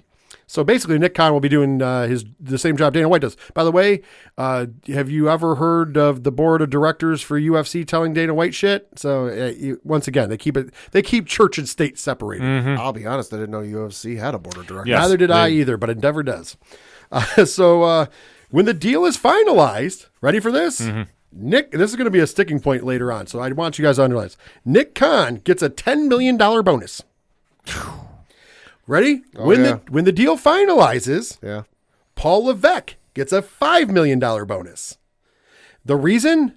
Their good work. Not because of stocks, not because of holdings. Endeavor is paying them, it says, for good work and to make sure that they can retain them in a competitive market. Period. That also was in the Wall Street Journal article, verbatim. They want to make sure that they can keep both Nick Khan and Triple H, Paul Levesque, in a competitive market by locking them into good salaries with signing bonuses. Okay, $15 million. That's a lot of money. We're going to come back to that for a reason. When the deal is finalized, WWE Chief Financial Officer Frank Riddick III gets a $5 million bonus. So the CFO's staying, and he's getting a bonus. Same reason. WWE will go away on the stock exchange. The new company will trade as TKO. By the way, there's no name for the new company yet. We just know it's going to trade as TKO, so I'm assuming it'll be something with those initials. I'll say that's a hilarious stock trading name. It is, by the way. There isn't, and then it goes on because this was written when the thing happened about all hands on deck. If the deal is not done by January of 2024, the two sides have the right to cancel the agreement. So that's the last part. So it's not set in stone yet. Okay, so there's a reason why I said about things. So let's start with misnomers here and just how business works. For everybody listening at home, I've been pretty worried about the other business stuff, so I think I know how business works. Also, Ken and Pat are pretty good at it. So let's. I'm just saying. I'm not saying we're the fucking geniuses here, right? But we at least can navigate you through some shit. We don't got our blinders on. So let's start with Vince, since everybody wants to start with Vince any fucking way. So if you have a president of a company and you have people in place, and you are the board of directors, not just for World Wrestling Entertainment, he'll be the chairman of the board of this new company, which will be ran by Endeavor. Right. So Endeavor is going to make this new company, which houses UFC and WWE. And there's going to be an 11-person board, 5 from WWE, 6 from Endeavor's side. And Vince is going to be the chairman of said board. You tell me when Vince is going to have time to run WWE when he's the chairman of a board of a major corporation that houses the two top, whether people like it or not, the two top combat sports names in the business. And refresh my memory, the deal was for something like $21 billion. Something well, crazy like the that? new company is going to be worth the new $21 one's billion. worth 21. That's what it is. If they sign today, which by the way it could go up, but if they sign today, the new company will be trading at $21 billion. Yeah. Today. So that's a big number. But Vince got a cool, allegedly $9.3 billion. Yeah, that was the number going around. To his pocket to do this deal. When the deal goes through. So, mind you, he's going to get paid less than what Nick Khan is going to get paid to make it competitive for him to sign a deal. They're going to give him a bump in pay, and it's competitive. We'll get to that in a minute because I think that's important as well. But my point to you guys is I think he's going to have less time to stick his nose into WWE stuff. Hence why when he said, yeah, I'm kind of a part of it, yes and no, input, yeah, I won't have time for the weeds. Maybe right now he might be able to get in the weeds. But when you're the chairman of the board of a $21 billion company, and that includes not just your brand, but also the UFC, Right. it's not going to leave a lot of time on your hands. Which UFC, a lot more moving pieces than the WWE. Oh, yeah. Contracts. The contracts aren't the same. Like at WWE, you lock people in for years and dates. For UFC, it's fights. Well, and especially, too, WWE goes overseas, a handful of times every year? Well, they're doing it more now, Well, but yeah. now they're expanding more. Right, but not to the extent that the UFC does. No, absolutely not. Well, they also don't put on big pay-per-views as much as UFC either. Right. Not to mention fight nights, which you could consider a fight night, maybe like a Raw or SmackDown. I don't know. They do them every week now. Yeah, I mean, it's kind of the equivalent. So the other reason why they put him on the board, and this is speculation, by the way, but not speculation by me, this is speculation by CNBC, is that they think that what UFC has always wanted was to add some of the elements of the entrances from wrestling. Sure. And with Vince doing the board of directors thing, he can lead that knowledge over to Dana White, who he's friends with, and others to kind of make that happen, because he knows more about the spectacle than anybody. So a lot of these decisions are being made off of the fact that the motherfucker's been around since 1983, ran a hell of a successful family business at the end of the day as a family business until now, and done very well at spectacle. So for the concerns, my looking at this and my understanding it, as soon as this deal goes in place, until then it's all hands, whatever. But when this deal goes in place, Vince is going to kind of be, I think, a little too busy to be showing up to Raw, SmackDown, et cetera, et cetera. He's going to be an absentee landlord to the WWE. Like, let's be honest about this. That's the easiest way to describe it. Everybody that was there prior to the sale, Nick Khan, Triple H, the CFO, all of them are staying put, because what does Endeavor do? They buy companies that are successful and they don't make drastic changes. That's going to be the scary thing, that you now have Vince McMahon and Dana White, and say what you will, but they're very smart businessmen that know how to take nothing and make it into something. And look at the track records they've done with each respective brand. And the scary thing is they're friends with each other. Yeah. And what do you think they're going to do when they put their minds together with Ari, who is no joke in his own right? Oh, absolutely. Well, you got to remember, Endeavor is part of William Morris Endeavor, which, if you don't know, William Morris is the biggest agency for celebrities. Yes. William Morris is the most reputable agency for all celebrities. Your top tier celebrities all belong to William Morris Endeavor. Yeah. That's what WME is. Endeavor got into it and bought William Morris, hence what WME is. So that is where Ari is coming from. Yeah. And then they got into the fight game because they purchased the UFC. By the way, the UFC was purchased when it was in the black, which means that that was all money purchased for the Furtadas. The Furtadas walked out of there with whatever cash fucking there. Just like then, they gave a lot of money to retain Dana White. They're doing the same. By the way, they're doing the same deal right now as we speak with this agreement with Nick Khan. Yeah. They see whatever they see in Nick Khan, which I think is tremendous, okay? So in his career, if you don't remember, Nick Khan came over from CAA, which was another agency. Almost equal in size. I think WME is slightly bigger than CAA. It is bigger. But they are still the top 2-tiered fucking agencies. And his job there was also as the president of that company. He was brought over to World Wrestling Entertainment to become the president CEO of World Wrestling Entertainment. And since he's been there, let's be honest, every year they've turned a bigger profit than the year before, and we're talking billion-dollar profits. So as a company like Endeavor, you look at Nick Khan and go, why would we change that quarterback? This year, he's set to probably go about $3 billion in profit. Yeah. Once again, to explain profit, just as for anybody who might not know, that is after the bills and everything are paid. That is your money that you have that belongs to you. Yeah. The company made, what was it, 1.75 billion, then 2 billion, then 2.5 billion. That's the last 3 years under Nick Khan. And this year is probably going to be over 3 billion, let's be honest, because they've already got a head start on every other year. Yeah. Due to bigger gates. They're doing more stadium shows. I mean, that's kind of why the Allegiant one fell apart, because he was a little overstepping, but I don't think he is now, because they figured it out. To him overseas. Yeah.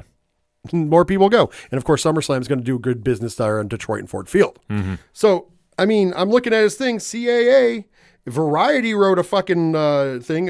He's in Variety's top 500 executives you should know for Nick Khan. So I think he's worth $10 million. That's a lot of money.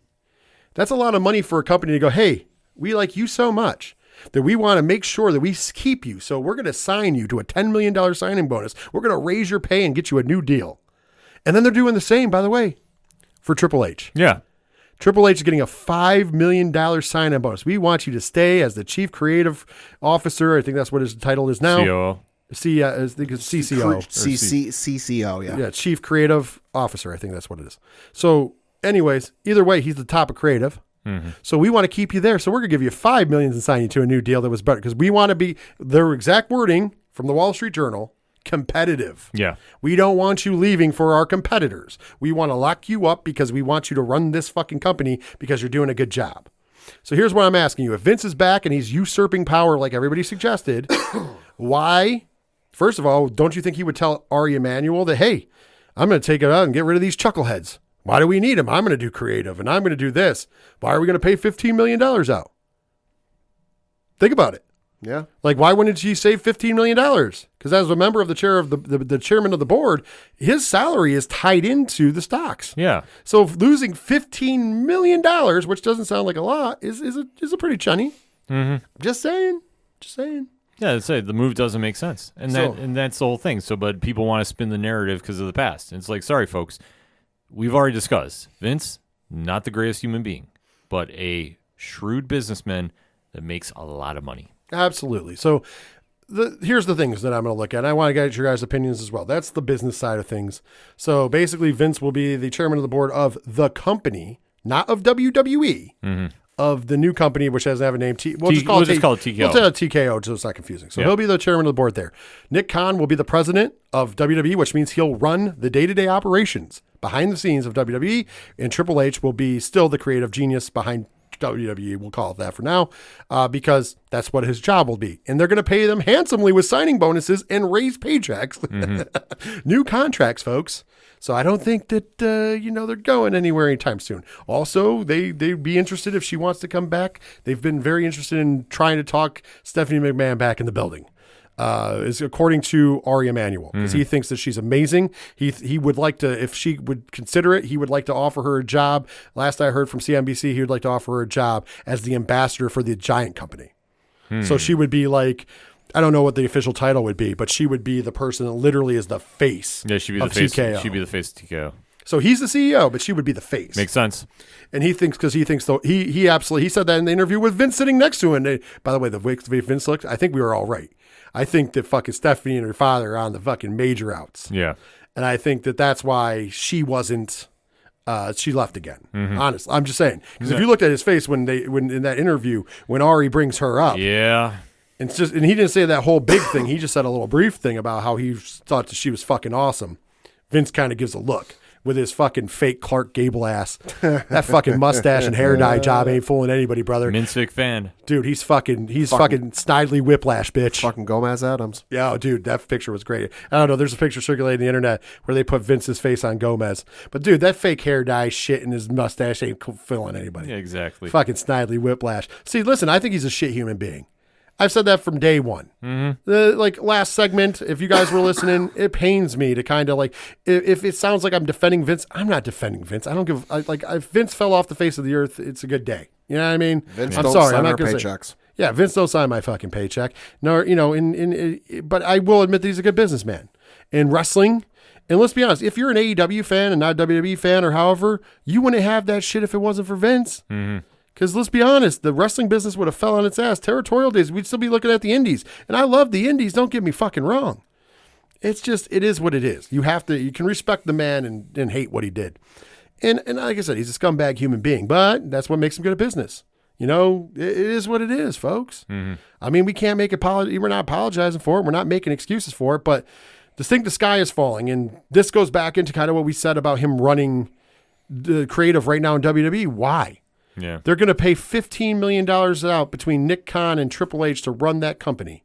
And that's just signing bonuses. That's not counting what they're going to pay them in salary. Because if they're willing to give them a $5 million and $10 million fucking signing bonus respectively, they're going to get paid. They're going to get fucking paid. No, they're getting paid. They're going to be 5-year deals and worth a lot of fucking money. You know what I mean? With that backdoor outages and all sorts of shit, man. It's going to be crazy. It's going to be a real good time. But that's what it is. The sooner it happens, Vince will be gone. The best thing I can equate it to, and I want to get your guys' opinion because I did say this to both of you gentlemen we were talking on Sunday, I kind of equate it to Time Warner, and Vince is kind of going to become Ted Turner. Yeah. Yeah. The Time Warner, AOL. Just let's be honest, this is not a merger. This is a takeover. Oh, yeah. Oh, absolutely. I'll say it's not a merger when the WWE stockholders come over and they have 49%. It's not a merger when the board of directors is made up of 6 folks from UFC and 5 from WWE. If it's a merger, it's 50-50. Oh, yeah, absolutely. On top of that, you have to remember Vince isn't going to have controlling shares. Right. Like the 49% is all WWE stockholders, and there's a lot of people who own WWE stock. I don't know what Vince's exact number of stocks are currently, like the exact number, because that percentage changes. Because if you think about it, right now, if let's say he owns, like let's say that his 51%, because we know he owns the lion's share, but let's say his 51% is like 600,000 shares. Under the new regime, that would only equate to maybe 300,000 shares. So it'd be 25% or 20% of the overall. It'd be super low compared to now. So think about it. He can't change shit. Yeah. He doesn't have the power to and he can't force himself in. Because even as the chairman, it's a job. Like he's not in the control. They have 51%. Mm-hmm. That means that if Vince goes, well, that's how Vince shoved himself in the door this time because he had 52%. He had majority share, yeah. He can't do it again. Right. He'll have maybe 15, 20% of the total shares in the new company if I'm doing the math.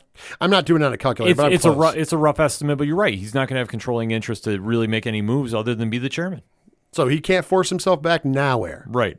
And he'll have to answer. So if he goes down there and he starts meddling with shit and Triple H goes, hey, Ari, I'm trying to do my job, but Vince is down here, guess what's going to happen? Ari Emanuel is going to call Vince McMahon and go, hey, guy, I understand that you owned the company before, but here's how things work. We have people in place. If you have a problem, you need to bring that to the board, and then the board needs to bring it to me, and then I'll go get with Nick Khan, and we'll go talk to Triple H. Mm-hmm. And that's how business works. And that's going to drive him nuts. Oh, fuck yeah. He's going to regret it instantly. But there's no back. As soon as this deal is signed, there's no back door out. No. It's almost like when Vic Mackey at the end of the Shield, fully converts over. Yeah. This is what it is, literally. Well, that's why I said it's Ted Turner. Because if you remember, Ted Turner got a similar deal same in thing. the AOL Time Warner merger. And guess what? He then came in the office and he tried to make changes, and then he got reminded real quick, like, hey, listen, so this is what happens. You're the chairman of the board. And by the way, he was the chairman of the board. That's why it's ironic that Vince would be willing to do this. But I guess the $9.3 billion up front, is a pretty good nut for Vince. Well, he's never going to get a better deal. And he's also doesn't care. He wants to get rid of it. You know what it is? I think he just doesn't want his family to get it. Yep. So that's just what he did. That's why it probably drives him nuts that the company wants to hire his daughter, and they're keeping Triple H in control. Mm-hmm. It's the best thing that happened to all of us. Mm-hmm. Best thing that could happen. It's a big win. But the problem is that that's exactly what happened. And what happened is Ted Turner was like, "Oh, I wanted this to change and this to change," and they were like, "Guess what, Ted? You don't own shit." Yeah. You own 10% or 15% of the company of the stocks, so you're a minority shareholder at best. We owned, in that case, I think they owned like 60%, and they were like, "So we're gonna do whatever the fuck we want. You're just gonna sit the fuck down and shut up. We just kept you here as a convenience for you. Mm-hmm. We gave you that courtesy." Vince might think that he's going to have some power. He's going to find out that it doesn't work that way. Yeah. Especially because what he's going to do, throw around his tiny percentage. Mm-hmm. You know what Ari's going to do? Ari's going to do like Nick Fury does in the Avengers, where he goes, "I recognize the council has made a decision, but given that it's a stupid-ass decision, I've decided to ignore it." Exactly. Yeah. But that's what people aren't getting. Oh, Vince will find a way. And not when this deal is signed. So let's hope and pray to the gods above that this deal gets signed in June or July, and that'll be it. That'll be the end of all of this. Everything on the internet. You know what's going to be the rough at that time? There's going to be a lot of people out there in the IWC that will lose their scapegoat forever. Yep. What are you going to use as the scapegoat then? You know what it is? You're right, but to a certain extent, there are going to be some people who are never able to let it go. That like even after he's dead and gone, even 6 months, that he's gone, he can't hurt us anymore. No, he's not dead. He's faking it all. He's still there. Oh, he's still in control. Yeah, no. The percentage of people who blame Vince will go down, but there's always going to be that certain percentage. He's still going to be there. Yeah, it is what it is. And then of course, you never know. It could be a courtesy with that 2-year contract, and 2 years Ari's like, I think it is a 2 year. I think it's time for you to retire. Yeah, because Vince can't tell him no because hey, 5 WWE board of directors versus 6. Yeah, you're outvoted. But on top of that, with the CEO being Ari, he can just go, "Listen, I'm not signing your contract." Yeah. Bottom line, you don't have a contract anymore. Yeah. I mean, you're more than welcome to be the head of the board of directors with no pay. He's literally got no out to stop it because, like I said, 5 directors, and he doesn't have controlling interest. You just imagine. Right now, he has his people in place. That's why he was able to sign his own contract for 2 years, which was smart on his behalf. Mm. However, he's a figurehead. Yeah, you just imagine Ari going, "You're fired." He's like, "I always wanted to do that." Yeah. It might happen. You never know. But my point of the matter is this. It's going to be a big, happy whatever. And like you guys said, I think his job is going to be too muddled down with UFC. Oh, God, yeah. I don't think he's ready for that task. I mean, although, to be fair, as a UFC fan, and once again, I don't like Vince, but there's some cool things that he could help upgrade if that's what this is for. There's a big upside bringing him to the UFC and having him, Dana pick his brain and better video packages. Oh yeah, better fighter entrances, better streaming, better filming. Because let's be honest, production is kind of there. Let's put this in perspective. What is the one thing the UFC doesn't have that the WWE does on A&E that is exceptional? Biographies. The biographies, the documentary series. Yeah. You put that on there, redo The Ultimate Fighter, like a Tough Enough type deal. And the best part about it is they have that deal with ESPN. By the way, I didn't even throw that part in. I put this out. The wording that Ari Emanuel used is he wants to this company, and it's in the liner for it. I don't know if you guys saw this, an omni-channel company. So we were all assuming that they were just going to carry this motherfucker right over to Disney because the ESPN deals with UFC. Omni-channel means he wants other people. So Fox is still in the race, and NBC Universal still in the race. The only thing that's on the table that wrestling fans are going to possibly get pissed about, but Nick Khan was already questioning it anyways, was going back to the pay structure for pay-per-views. Yeah. And here's the thing, though. It sucks, but there's still the Peacock. Yep. And that deal is through 2026. Yeah. And there's no reason, unless they make a deal with somebody else, there's no reason to ever bring the WWE Network back. They'll probably just continue, either have it on an ESPN Plus, Peacock, wherever wants to pay the highest dollar for it, I guarantee. So they're still going to have a structure where you can still see those pay-per-views probably a couple weeks after they happen if you don't want to pay the money. Well, let's be honest, the people that are mostly bitching about paying the money are people who are just going to steal it anyways, like they do with the AEW pay-per-views. So therefore, I don't think that's a problem. Last but not least, I will throw this out there for those of us in this room. And the watch party system works as we do it for AEW. I know Pat doesn't join because he doesn't watch AEW, but for like UFC and stuff, we pull together. So a $50, $60 pay-per-view, as long as the quality is good, it's going to get bought. Yeah. Period. And I will say this, since Triple H has been the head of creative, I don't think of any premium live event that if you told me tomorrow I had to pay $50 for, I would have a problem paying $50. Oh, think about that, because his stretching from his run with SummerSlam up through WrestleMania. That's what I'm talking about. No, absolutely. Every one of those I'd pay $50 for. Well, that's what I'm saying. Yeah. And by the way, they're going to keep it affordable. You know how I know? Because there is still a pay-per-view model for WWE, because some people don't sign up for the Peacock. Yes. And WrestleMania's pay-per-view price, you're going to love this: $29.99 each night. It was $60 for the complete of WrestleMania. Think about that. Wow. And yet Revolution was $50. Think about that. Think about it. $60 both nights of WrestleMania. It's $29.99. I saw it on a cable provider. Because they still sell it, because there's some people that don't fucking. Yeah. I don't know if it's because of bad internet, or they just don't want, or they just want to live in the past. Because some people aren't giving up. That's my guess. I've seen enough stories online on Reddit and Twitter and such of people trying to download video games and just like their internet is so shit, but they've got decent cable. Mm-hmm. Right. So maybe that's the reason. But I'm just saying, some people aren't paying the $4.99 or $9.99 on the Peacock to get them some fucking Peacock action. So it's already exists still. So I don't know. And like I said, I don't know if the sale would have stopped that anyways. Because like I said, Nick Khan has been talking about that before the sale was even talked about. Mm-hmm. He was looking into maybe doing that, and he wanted to know. He was like, basically, I don't want to fucking piss off the universe, but at the same time, is there a price point we can get at? 35, and thinking about Mania, maybe they do $35, $40, which is still cheaper than everybody else. Once again, if the quality is there, I'll always pay. Mm-hmm. Yeah. I'll always pay for quality. It's just when the quality's not there, you don't want to pay. So, I mean, at the end of it, and like I said, for the people that are really bitching about it, they're pirating AEW now. They're just going to pirate WWE then. Let's be honest. Mm-hmm. Come on. Yeah, exactly. Let's not lie to ourselves. Come on. Actually, AEW needs your buy more than WWE does. So that's kind of shittier. That's kind of shittier that you're doing it with something you love. That's my stance on it. It's been my stance on it. I mean, I might have been like Cody Rhodes and pirated, but I didn't pirate really. I mean, I watched it on YouTube. You shouldn't make fucking shit available on YouTube. I mean, I paid for all the AEW events. Yes, it's true. We did. Check our receipts. But there might have been a Ring of Honor show that I watched on YouTube. I don't know. Allegedly. Maybe. Hey, Tony Khan, if you want to fuck with my Honor Club. By the way, Fight TV, thank you for doing the right thing. Not just because we like you, but because when Tony Khan fucked up the fucking Honor Club to begin with, not the new version, the original version, which I paid for my year up front for, because that way you got all the pay-per-views for free, and then he took that away, so I couldn't get a free pay-per-view. Basically, Fight TV stepped in, and this was before Fight Plus got bigger. This is how I ended up with Fight Plus originally. They gave me 3 free months of Fight Plus because I had 3 months left before on my original year deal. I had purchased it through Fight because that's when you could do that. And they said, hey, listen, even though they're not stepping up, we'll step up because we feel bad you're getting robbed.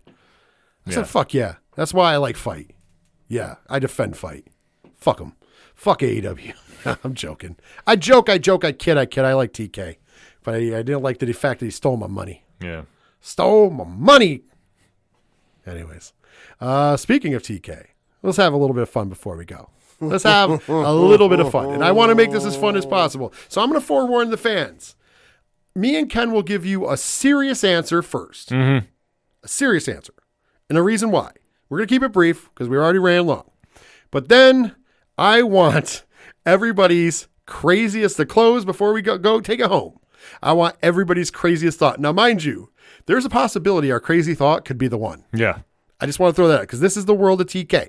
And I mean, at the end of the day, cocaine's a hell of a drug. Allegedly. So, this upcoming Wednesday on Dynamite, which features FTR's possible last match, we don't know. Right? So they already have that booked. Tony Khan has promised us a huge announcement. Literally. But the thing is that this is I'm going to say what I'm not going to apologize this for TK because until you prove me wrong, and hopefully you do, because I like being proven wrong. I like it when I mark out for stuff and I like being proven wrong. I'm not like other people who can't accept it. But unfortunately, I see a pattern. Every time the ratings dip to a level, Tony Khan will say he's going to make an announcement to try to boost the ratings. And last time, if you remember, which was like a month ago, we got the announcement of AEW All Access, which came in at a sultry 396,000 viewers on its first episode. Sultry. So anyways, okay, you ready? This Wednesday, huge announcement from Tony Khan. I'll give the floor to you first, Ken. This is the serious one. Serious one, okay. What do you think Tony Khan's announcement is? We're just speculating. Mind you, we don't have any information about this. This year's Owen Hart tournament. Okay. Well, that was right around the time of Double or Nothing. Yeah, okay. That's cool. I mean, I don't know if I'd call it a huge announcement. Right, but I mean, that's what he does, which once again would be proving my par for point. the course. He needs to whatever. All right, so my huge announcement. I think he's going to announce finally the date of Fight Forever. I think AEW's Fight Forever date gets announced. I was going to go with that, but I was like... no, I'm glad you did because I want 2 different ones. So Yeah. I think both of ours are good. Those are our real. So I think finally the fans are going to find out when Fight Forever. I don't know if they'll like the answer because I still have a feeling it won't come out until like November or December. But they're going to announce it. And you said that. So, and I know Pad, he's not really involved in the serious one because he doesn't watch AEW. Nope. So I won't do that to you. But I'll let you go first here. Now, mind you, at home, I want to be very clear about this. This is only joking. Now, if it ends up being true, it's kind of fucking funny. But this is only joking. We are going to have a fun time just speculating what Tony Khan, his huge announcement is. Padawan J, what is Tony Khan's huge announcement on Wednesday? Mind you, joking. He's signed Bill Goldberg and he's getting a title match that night. Holy shit, because that could be real. That could be real. That's funny, but it could be real. Get him. Actually, let me give Pat a serious one since he doesn't watch. He's going to announce CM Punk will return at Double or Nothing. Okay, I like it. So the fun one, the fun one, which could be real. Pat might get the real one, by the way, on that one. Yeah, I think I just threw up a little. All right, so you know what? I just want to tell you, I'm going to assure you, I am, after Twitter today, and I was only there for 5 minutes, I am definitely injured, I'm tired, and I work with children. Good, continue. All right, so my joking one is Tony Khan will also announce that he is selling the company to Endeavor, and he will hire Vince McMahon to run AEW as their official chairman. Oh my God! All right, I've been thinking about this a while. Mind you, I'm prefacing it once again with joking. Tony Khan will come out and he will announce that the company is for sale. And it might not be Endeavor who buys it. Reason being is they over budgeted in the cocaine department. The cocaine budget has gotten way out of fucking hand. And let's be honest, you can't run a show without cocaine. So therefore, that's where we are. A kid. Amazing. Cocaine's a hell of a drug. I'm just saying, booked by cocaine. Oh, I joke, I kid. Once again, it is all jokes and games. Yes. But the serious ones, I do like the serious ones. Serious ones, I pick Fight Forever is going to be announced. Ken picked Double or Nothing is going to Owen Hart for Double or Nothing. And then Ken picked one for Padawan J, CM Punk's return at Double or Nothing. By the way, you could get a double one, because what if they say, well, the Owen Hart is going to take place at Double or Nothing, and the first entrant, CM Punk. You get double. I like to shoot for the stars. But ready? Can be Double or Nothing. See what I did there? Tony Khan. You know, it was funny. You should hire me. Once again, my thing would change if I got paid. Being transparent. But we've ran long. We've hopefully had a good time listening to the WrestleMania 39 review. All of our takes, especially since we had to waste a lot of time on talking shit about silly shit on the internet. Hopefully we can explain for some of you people, some people out there that might be wondering kind of about the basics of what the deal is in place right now. Once again, the agreement hasn't been made, but that is the actual tenets of the agreement. So what do you guys think about that and so much more? Ken M, if they want to hit you up, how do they find the ODPH? I will defer this one to Padawan J. ODPHpodcast.com. Good job, man. And then, of course, if you want to hit me up, 3fnpodcast.com. All the links are on those sites. Go check them out. And you know what? It's been fun. It's been a real deal. I enjoy these crossovers. I'm going to miss the little intro until the next time we get together for this. So let's say goodbye to all our friends. Ken M, say goodbye. Goodbye. Good luck. And keep watching wrestling. Padawan J, you know what I want to hear? Fuck the Astros. That's fucking right. And of course, for all of us, including myself, take care of yourselves, take care of each other until next week when we return back to normally scheduled ODPH Podcast Sports Edition. And of course, 607 TWS, The Wrestling Show, where we go back to our normal format of talking about all things wrestling instead of just one gigantic event. Mm-hmm. Till then, later, wrestling fans.